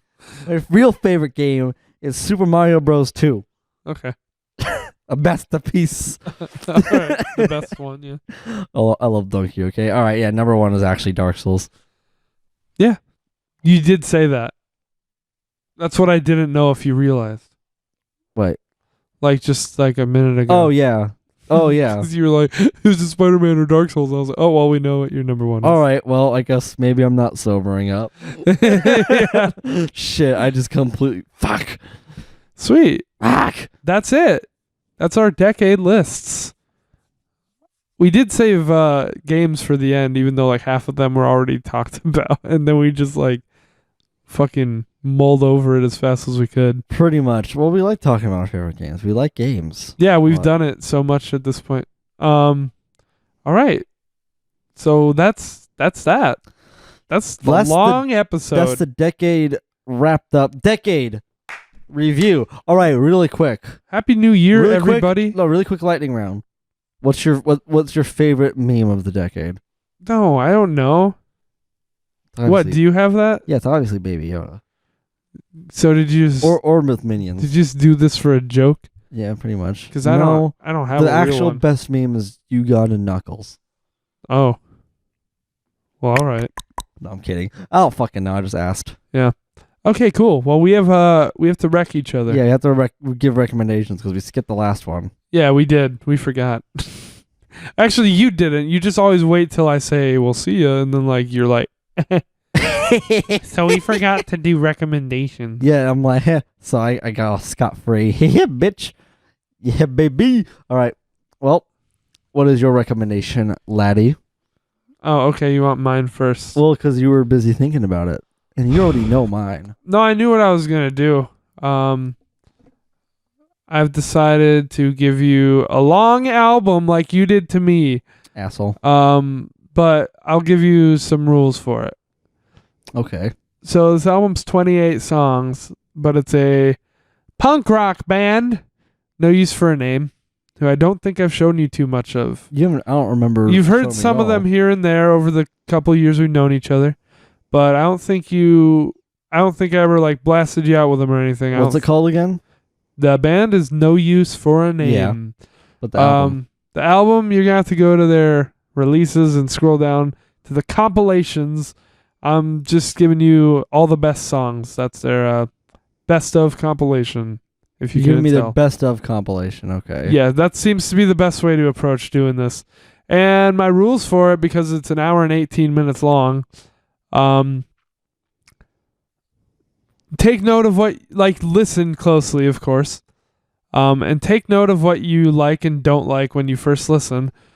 When you know there's songs that you don't want to hear again, you don't have to listen to those a second or third time through. Okay. Because there are a lot of songs here, and if you don't like 10 of them, then you'll shorten the experience significantly just by knowing it's not going to grow on you. Yeah. So that's that. I want to know what you think of No Use for a Name, because I'll learn something from All this. right. Yeah. Yeah. Okay. All right. Well, I guess you have a much easier recommendation from me. Oh, you didn't change it. I could change it. Okay. Whatever you want to do. We could do music. Well, I'm not as prepared for music, so. All right. Now you got me thinking. Don't think. Let's just go with what you had. Go with what I had. All Yeah. right. I'll give you the music next time when I'm more mentally prepared. Good. So your recommendation from me now is Spider-Man, the 2002 movie. So Yes. the first original Rami Malek movie. Yes. The Evil Dead. I just think it's I just think it's still worth seeing. It's not it's not my favorite Spider-Man movie. And I haven't not even seen like it. in the ballpark, but you haven't seen the original trilogy. I want to wreck you the original trilogy. You know, I'm gonna do that. Fuck you. I probably gotta listen to this album 3 times. You're getting the whole trilogy. The trilogy. Yeah. You know what? I don't think you should get to do that, because when you gave me a trilogy, I was going to give you Lord of the Rings. Okay. Yeah. No, that's too long. Fine. You just get one. You know what, how about one? How about you get 1 and 2? If I like it, I'll watch 2. Okay. If you like it, watch 2, because 2 is definitely the best one. All right. It's probably still one of the best Spider-Man movies out there. If I like it and have time, I'll get to 2, and I should have time. Just a forewarning. There's okay. I guess there's like a good warning and a bad warning. Bad warning is there's lots of really jank CGI, and just try to ignore it. Okay. And that's a given. The good warning is that there's lots of Willem Dafoe just Dafoeing it up. That's great. So that's also why I want to wreck you. That's exciting. That's why I want to wreck you the 1 as well, because man, I think he's more out there than he was in The Lighthouse. Oh boy. So All right. you're gonna enjoy that, and hopefully you're gonna have a better appreciation for my love of Spider-Man, All right, let's do it. because you'll start where I started and where all of the rest of the kids started. Who's blowing out that candle? That's 3 candles down there. Yeah, one of us is going to do it. I don't do it. I don't got a beard anymore, so it's all right.